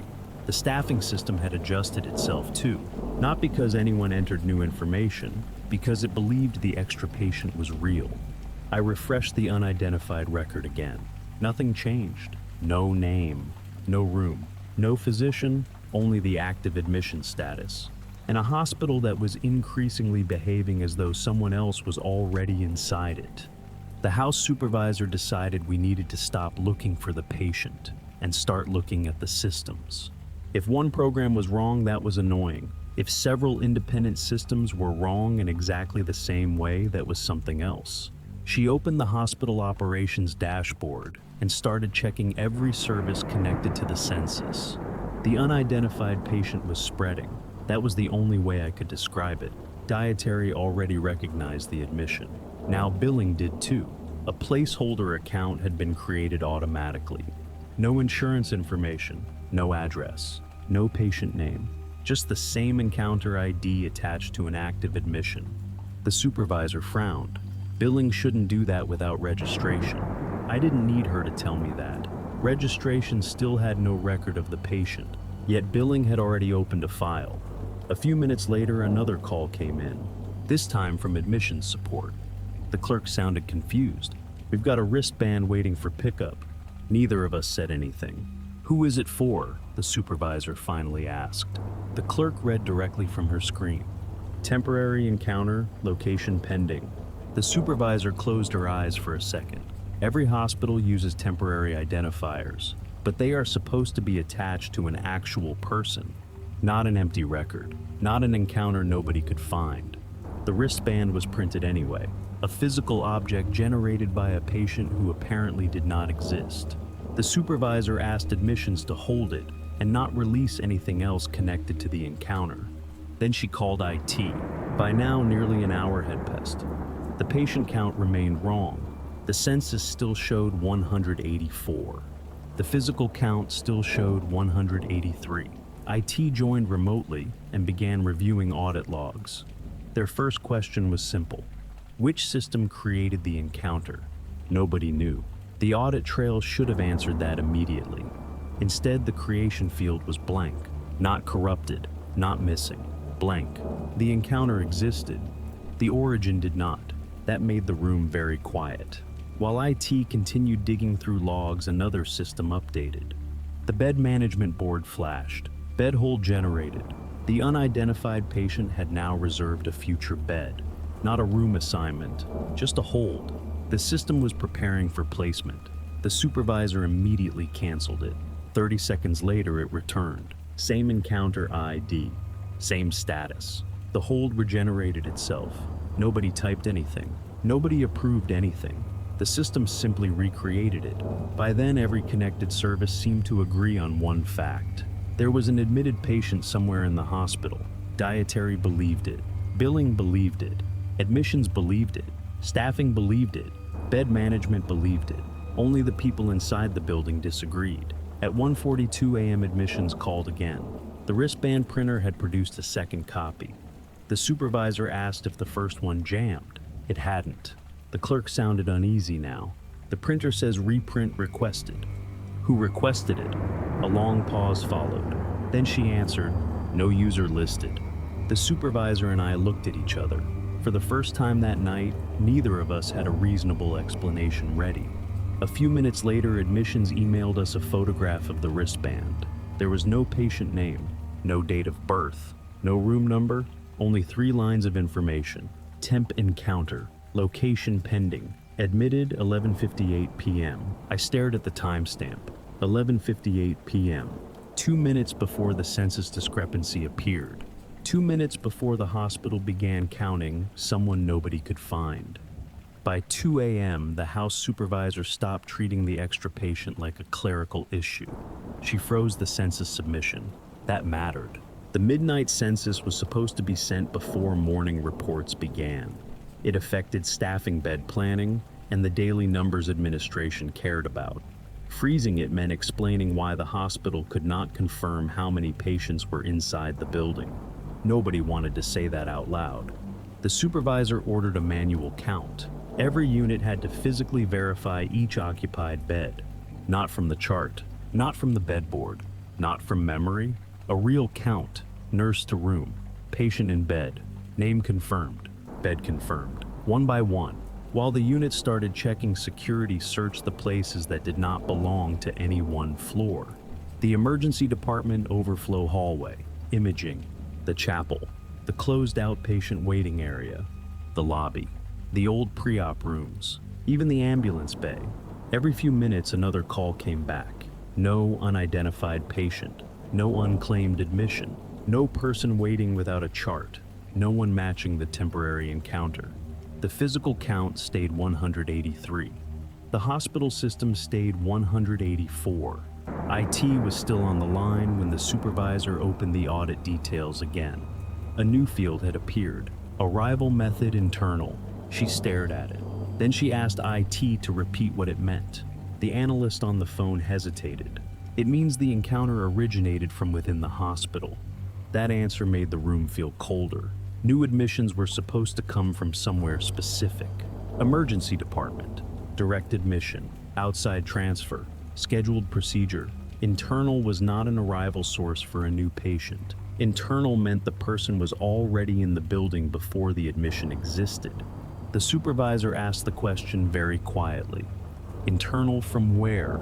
No one answered, because the system did not say. A few seconds later, the bed management dashboard refreshed. The temporary encounter changed again. Status in house, no unit, no room, no physician, no name, but officially in house.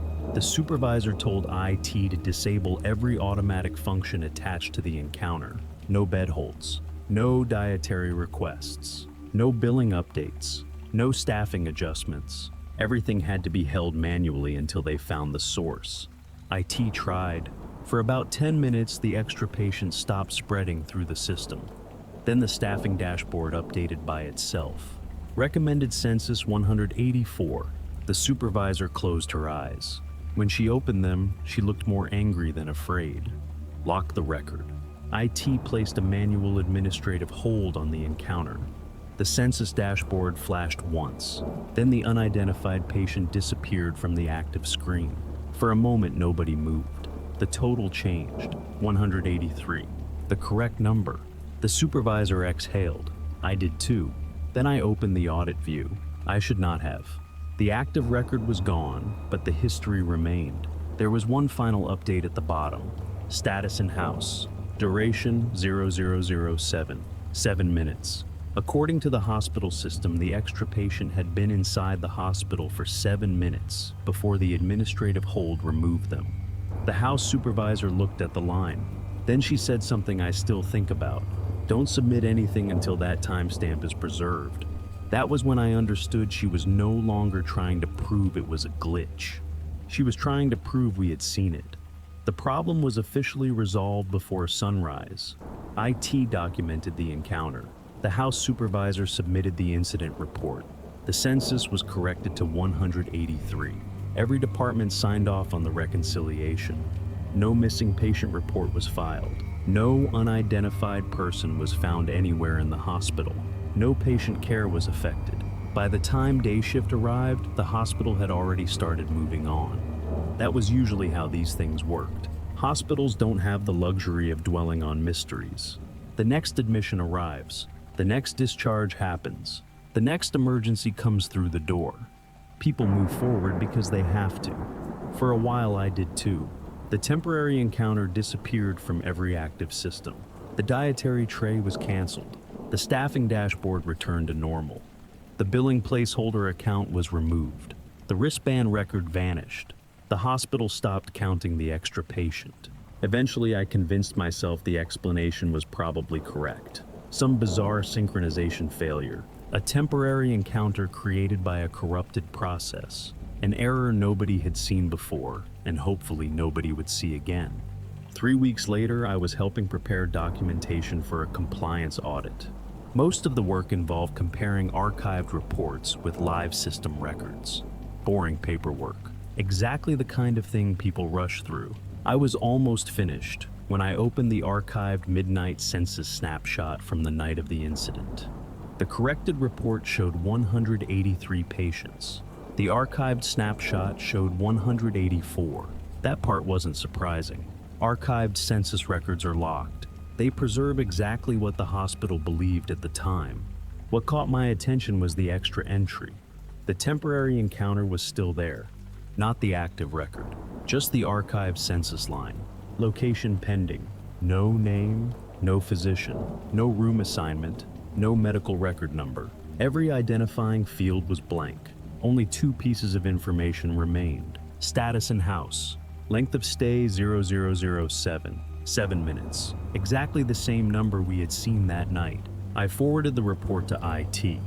Their response arrived the next morning. The archived census snapshot could not be modified. The record would remain because it had existed at the moment the census was captured. That explanation made sense. Mostly. What didn't make sense was the duration field. Length of stay requires a start time and an end time. The encounter no longer contained either one. The timestamps had been removed during cleanup. The archived report should not have been able to calculate 7 minutes. Yet somehow it still did. I looked through every attached record, every audit note, every correction log. Nobody ever found where those 7 minutes occurred. No unit claimed them. No room claimed them. No department claimed them. The hospital eventually forgot about the extra patient. The live system certainly did, but the permanent census record never changed. To this day, that archived report still shows 184 patients inside the hospital at midnight. 183 of them can be identified. 1 of them cannot. And according to the hospital's own records, whoever they were stayed exactly 7 minutes before disappearing from every system except the one that was never allowed to forget.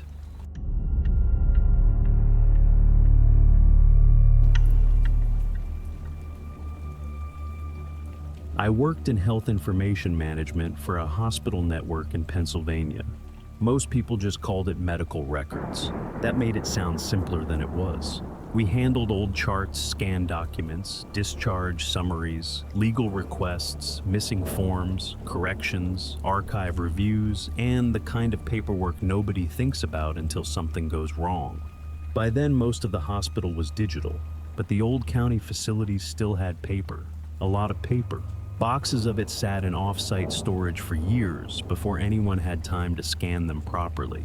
Every few months, administration pushed another digitization project onto our department. We would receive sealed archive cartons, verify the contents against an inventory sheet, scan everything, index it, and send the originals back into storage. It was boring work. That was why I usually volunteered for it on overnight shifts. No phone calls, no families at the desk, no nurses asking for missing forms, just paper scanners and old records. The night this happened, I was assigned a batch from the old county hospital system that had merged with ours years earlier. The box arrived with a standard archive label, 12 inactive patient files, cardiac telemetry, transfer and discharge documentation, range 2011 to 2013. Nothing unusual. I cut the seal, logged the box number, and lifted the folders onto the table. Then I counted them. 13. I counted again. Still 13. That was not alarming by itself. Archive inventory was messy. Folders got misfiled. Duplicate charts ended up in the wrong box. Sometimes a patient had 2 thin folders because one department failed to merge them before storage. I checked the inventory sheet. 12 listed records, 12 barcode numbers, 12 patient names. The 13th folder had no barcode, no printed label, no patient sticker, no colored tab, just a plain gray file folder older than the rest with a single paperclip holding the front closed. I set it aside. The correct thing to do was scan the 12 listed files first and flag the extra folder for manual review. So I started working. For the next hour, everything looked normal. Old discharge summaries, telemetry strips, transfer notes, medication, reconciliation sheets, consent forms. The kind of documents that all blur together after midnight. Then I got to the unlabeled folder. I opened it expecting loose paperwork, maybe a duplicate discharge packet, maybe forms separated from one of the 12 real files. Instead, the first page was an admission cover sheet. No patient name, no medical record number, no date of birth, no sex, no address. Every identity field was blank, but the rest of the form had been completed. Admission type, inpatient, service line, telemetry, arrival method, internal transfer, admit time, 11:58 p.m. I remember staring at that time longer than I should have. It felt familiar in a way I could not place yet. At the bottom of the page was a routing stamp from the old county hospital, not ours. The logo had changed after the merger. I checked the next page. It was a transfer status sheet. Again, no name, no medical record number, no physician. But the movement fields were complete. Transfer requested. Patient arrived. Awaiting telemetry bed. Receiving unit confirmed. Patient accepted. Each line had a timestamp. Each timestamp moved forward cleanly, step by step, like a real patient had been processed through the hospital. Only there was no patient. Not on paper. Not anywhere I could see. I told myself it was probably a corrupted test packet, an old training file, something used years ago to test the transfer system before the merger. That explanation made sense. Hospitals keep strange records. Systems create junk. Paper survives things it should not. I placed the folder in the manual review tray. Then the scanner beside me woke up. I had not touched it. The screen displayed one message. Document detected. There was no paper inside the feeder. The scanner screen remained lit for several seconds. Document detected. Then it returned to the normal menu. I opened the feeder tray. Nothing. No paper. No jam. No loose document caught in the rollers. The machine looked exactly the way it had a minute earlier. I reset it and went back to the folder. That should have been the end of it. Instead, the deeper I got into the file, the less it resembled a training packet. Training records are usually obvious. They repeat names, use fake dates, contain watermarks. This file didn't. It looked real, painfully real. The next section contained nursing admission notes. Most of the fields were completed. Admission time, initial assessment, vital signs, telemetry placement, fall risk screening. Everything was documented exactly the way a real admission would be, except every field that should identify the patient remained blank. No name, no medical record number, no date of birth, no emergency contact, nothing. I flipped through more pages. Progress notes, shift summaries, transport requests, telemetry observations. The chart followed a patient through nearly 4 days inside the hospital. 4 days, not 4 hours, not one shift, 4 complete days. Whoever this person was, the paperwork claimed they had occupied a telemetry bed, received routine care, transferred between departments, and remained admitted long enough to generate an entire chart. Yet there was still no identity attached to any of it. I opened the archive database and searched the admission timestamp. Nothing. I searched the transfer timestamps. Nothing. I searched the routing number printed on the forms. Nothing. The file existed. The patient did not. That contradiction followed me through every page. Around 2 a.m. I found the first physician note. I expected that to solve the mystery. Doctors document names constantly. Instead, the note had been edited, not blacked out, not redacted, removed. The spaces where the patient identifiers belonged were simply empty, as if the information had never been entered. I checked another physician note. Same thing, then another. Same thing again. Yet the clinical information remained. Medication adjustments, monitoring recommendations, Transfer approvals. Every action in the chart referred to a patient who was clearly being treated. A patient nobody could identify. That was when I stopped believing it was a training file. Training files do not contain 4 days of consistent documentation from multiple departments. This was a real chart, or it had once been. Near the middle of the folder, I found a discharge planning form. Finally, I thought, this would explain everything. If the patient left, there had to be a discharge destination, a signature, a final summary, some clue. Instead, the discharge planning form ended halfway through. The first section was completed. The second section was blank. The final page was missing entirely. The chart simply stopped. No discharge date, no discharge signature, no final disposition. The patient entered the hospital, moved through it, generated days of records, then vanished from their own file. I sat back in my chair and looked at the stack of papers. For the first time that night, I felt less like I was reviewing a chart and more like I was reviewing evidence. Then I noticed something else. Every document in the file had been archived on the same date. Not scanned. Archived? The system timestamp showed the chart had entered long-term storage years ago, which meant somebody had reviewed it, approved it, indexed it, and sent it into permanent retention. A complete chart with no patient attached to it. That should have been impossible, but the archive system insisted it had happened. The next thing I did was exactly what anyone in medical records would do. I started trying to prove the file belonged to somebody. Not identify them, just prove they had existed. The admission cover sheet contained a routing number from the old county hospital. I entered it into the archive database. No match. I tried the transfer document numbers. No match. The telemetry record identifiers. No match. Every number printed on the paperwork led nowhere. That alone was strange. Hospitals are built on tracking numbers. A patient can disappear from memory. They cannot disappear from paperwork. Paperwork is how hospitals remember. Yet this chart seemed disconnected from every tracking system attached to it. I opened the indexing history. The archive record itself still existed. That was the part I could not understand. The file had a storage location, an archive approval date, a retention category, a reviewer ID. Someone had processed it years ago. The chart had successfully entered long-term retention, but none of the identifiers inside it existed anymore.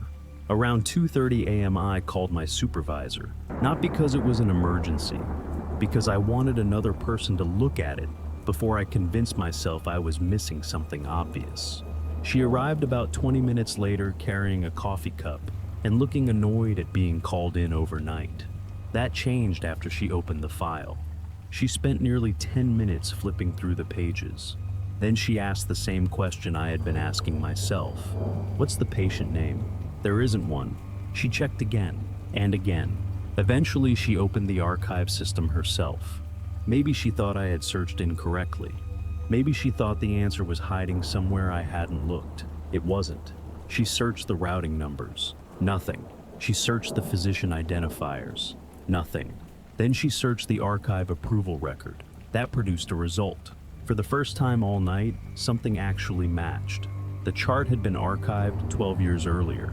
The approval record showed a user ID, an employee who had reviewed the file before it entered storage. My supervisor stared at the screen. Then she leaned back slowly. I know that name. I looked over. The employee had worked in medical records before the hospital merger. The problem was the approval date. According to the personnel system, the employee had retired nearly 8 months before the chart was archived. We both checked it twice. The retirement date was correct. The archive date was correct. The review approval existed anyway. That should have been impossible. The supervisor printed the approval record. Then she printed the personnel file. Both timestamps were clear. Neither explained the other. For a while, neither of us spoke. The room felt quieter than it should have. Not because anything frightening had happened, because every explanation kept collapsing. Duplicate file, training chart, test packet, data corruption. One by one, they stopped working. The file wasn't acting like a mistake. It was acting like a patient chart that had somehow survived after every record connected to the patient disappeared. Before leaving, my supervisor told me to continue documenting everything, but not upload the folder into the current archive system yet. She wanted compliance to review it first. I agreed. As she walked toward the door, she stopped. Then she turned back toward the table. "Did you notice the transfer sequence?" I looked down at the paperwork. Transfer requested. Patient arrived. Awaiting telemetry bed. Receiving unit confirmed. Patient accepted. Transfer completed. The same progression appeared throughout the file.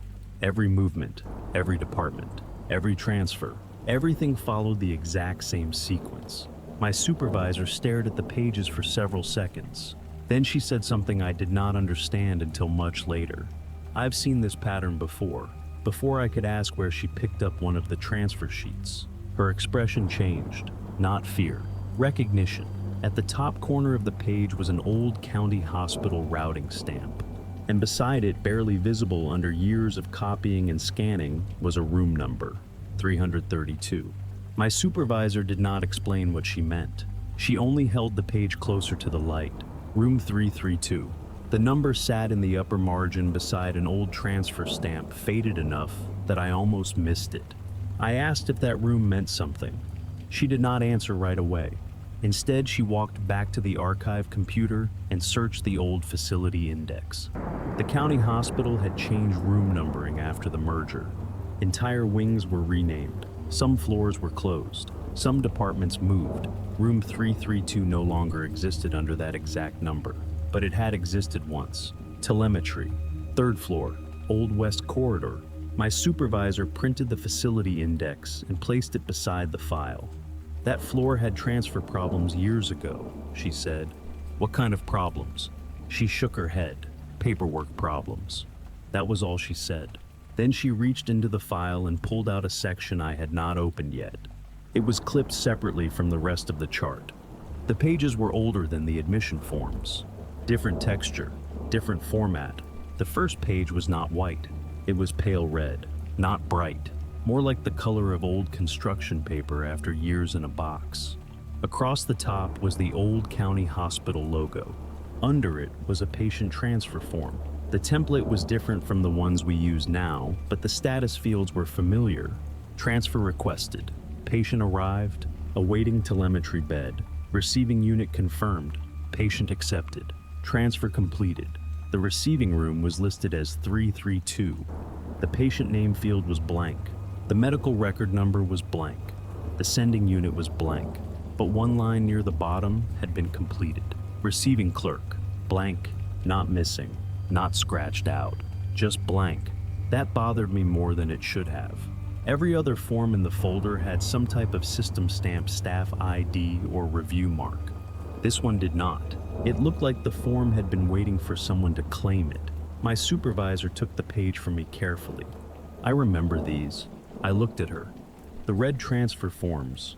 She nodded. "They used to keep them in a binder behind the nurse station. Old backup process. If the transfer printer failed, the paper forms were supposed to match the electronic queue.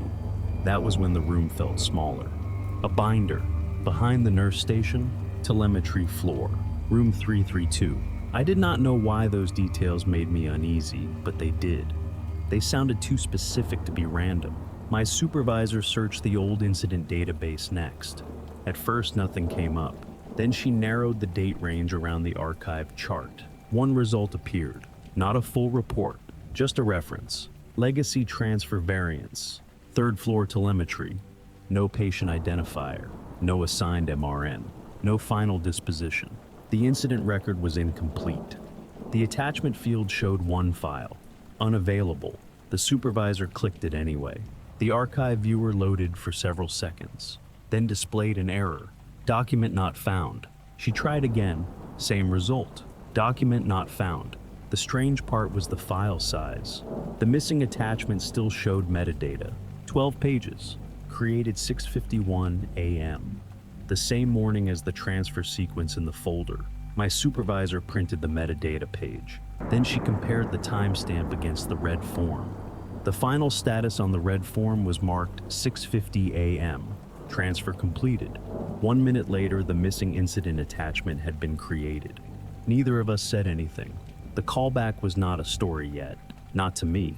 It was only a pattern, a transfer without a patient, a room that used to exist, a red form from an old binder system, an incident record with no document, and an archive file that somehow kept all the pieces except the person they were supposed to belong to. My supervisor gathered the red transfer forms into a separate stack. Then she noticed something I had missed. The dates did not match the main chart. The admission forms were from 2012. The nursing notes were from 2012. The discharge planning pages were from 2012. But the red transfer form was dated 1 day later than every other document in that section. Not 1 day after admission, 1 day after the chart had supposedly ended. My supervisor read the date twice. Then she put the page down slowly. This shouldn't be in here. I asked why. She looked at the rest of the folder. Because this form says the transfer completed after the patient stopped having records. For the next hour, neither of us touched the scanner. The digitization project stopped. The unlabeled chart became the only thing we cared about. My supervisor called compliance. Not because she thought the file was dangerous, because the archive rules were clear. If a chart contained inconsistent retention data, it had to be reviewed before entering the active system. The compliance officer joined remotely and reviewed the scanned copies. Her reaction surprised me. She wasn't interested in the missing identity. She wasn't interested in room 332. She wasn't interested in the red transfer form. She was interested in something else. The chart had no discharge. That was the first thing she noticed. Admission, assessment, progress notes, transfer records, telemetry monitoring, care plans. Everything was there. Then the chart simply stopped. No discharge summary, no discharge order, no discharge disposition, no death record, no transfer out record, nothing. The patient entered the hospital. The patient moved through the hospital. Then the documentation ended. Compliance searched the archive index. The file status appeared immediately. Archived complete. The room went quiet.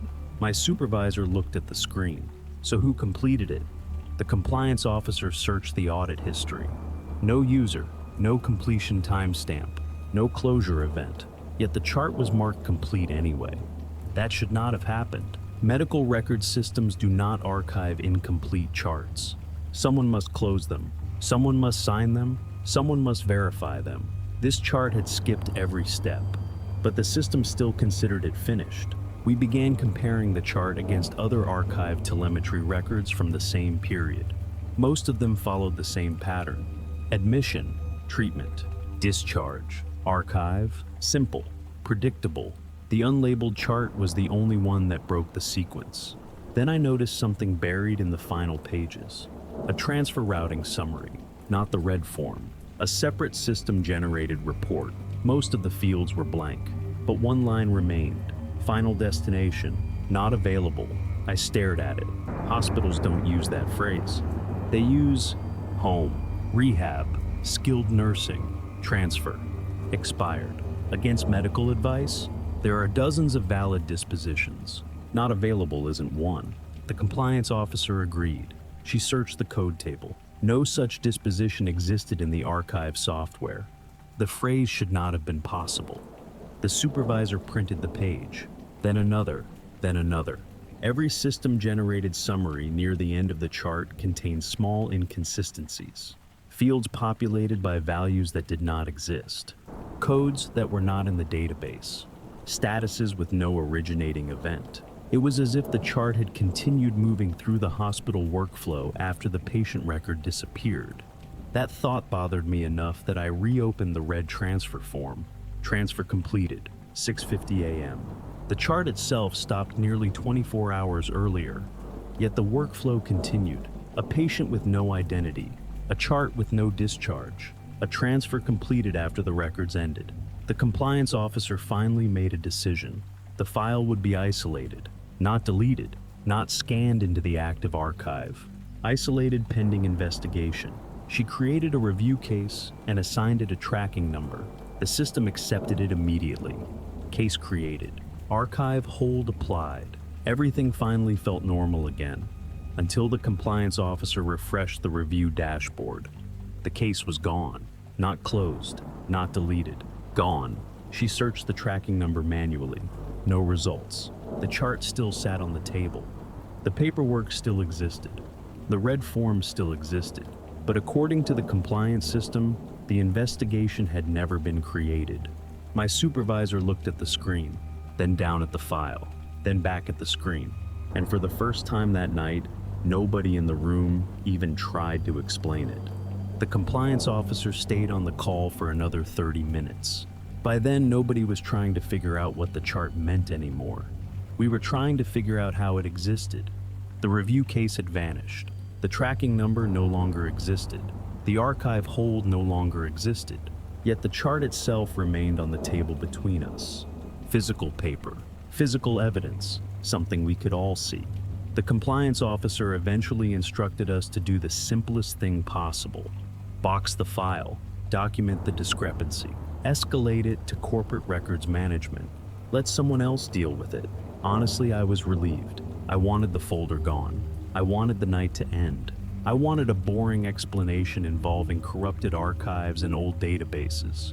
Before sealing the review carton, I scanned every page one final time. The archive software accepted the images. The upload completed successfully. No errors, no warnings. The chart entered the digital review queue. For the first time all night, everything behaved normally. At 5:41 a.m. I sealed the box. My supervisor signed the transfer sheet. The compliance officer ended the call. The chart left my desk. That should have been the end of the story. Officially it was. 3 months later, corporate records management issued its findings. The explanation was predictable: legacy indexing corruption, improper archive migration during the hospital merger, incomplete metadata, no patient safety concerns. Case closed. The physical chart was scheduled for destruction under retention policy. The digital copies were removed from review. Nobody contacted me again. Eventually, I stopped thinking about it. Then 6 months later, we underwent a routine archive audit.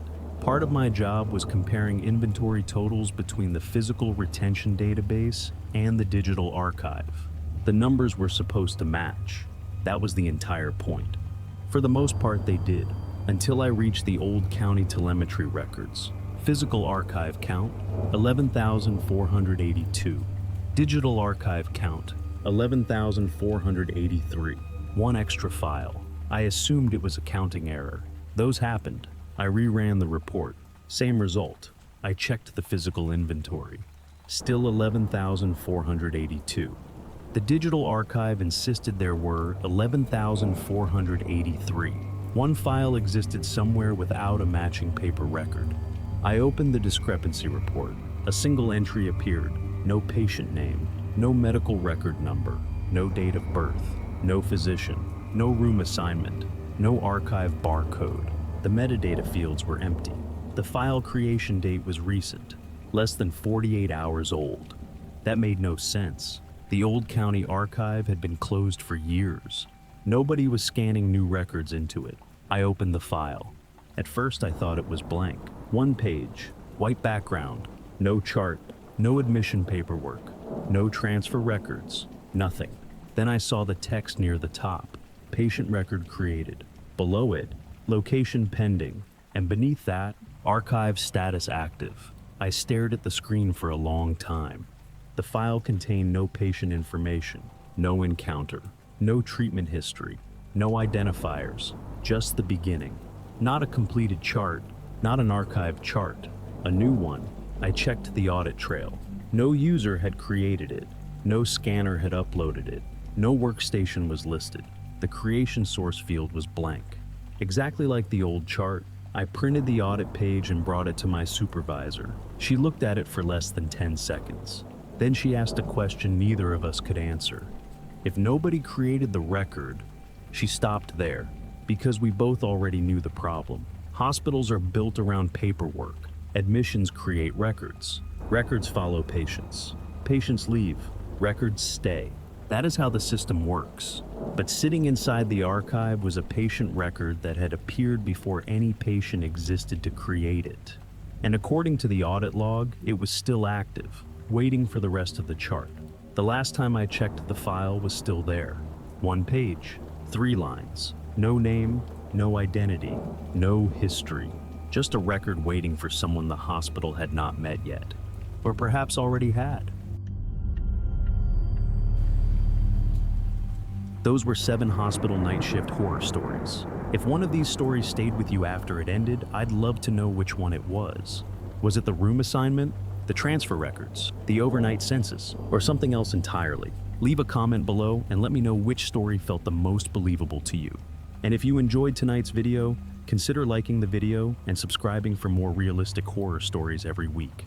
Thank you for listening. Stay safe and I'll see you in the next one.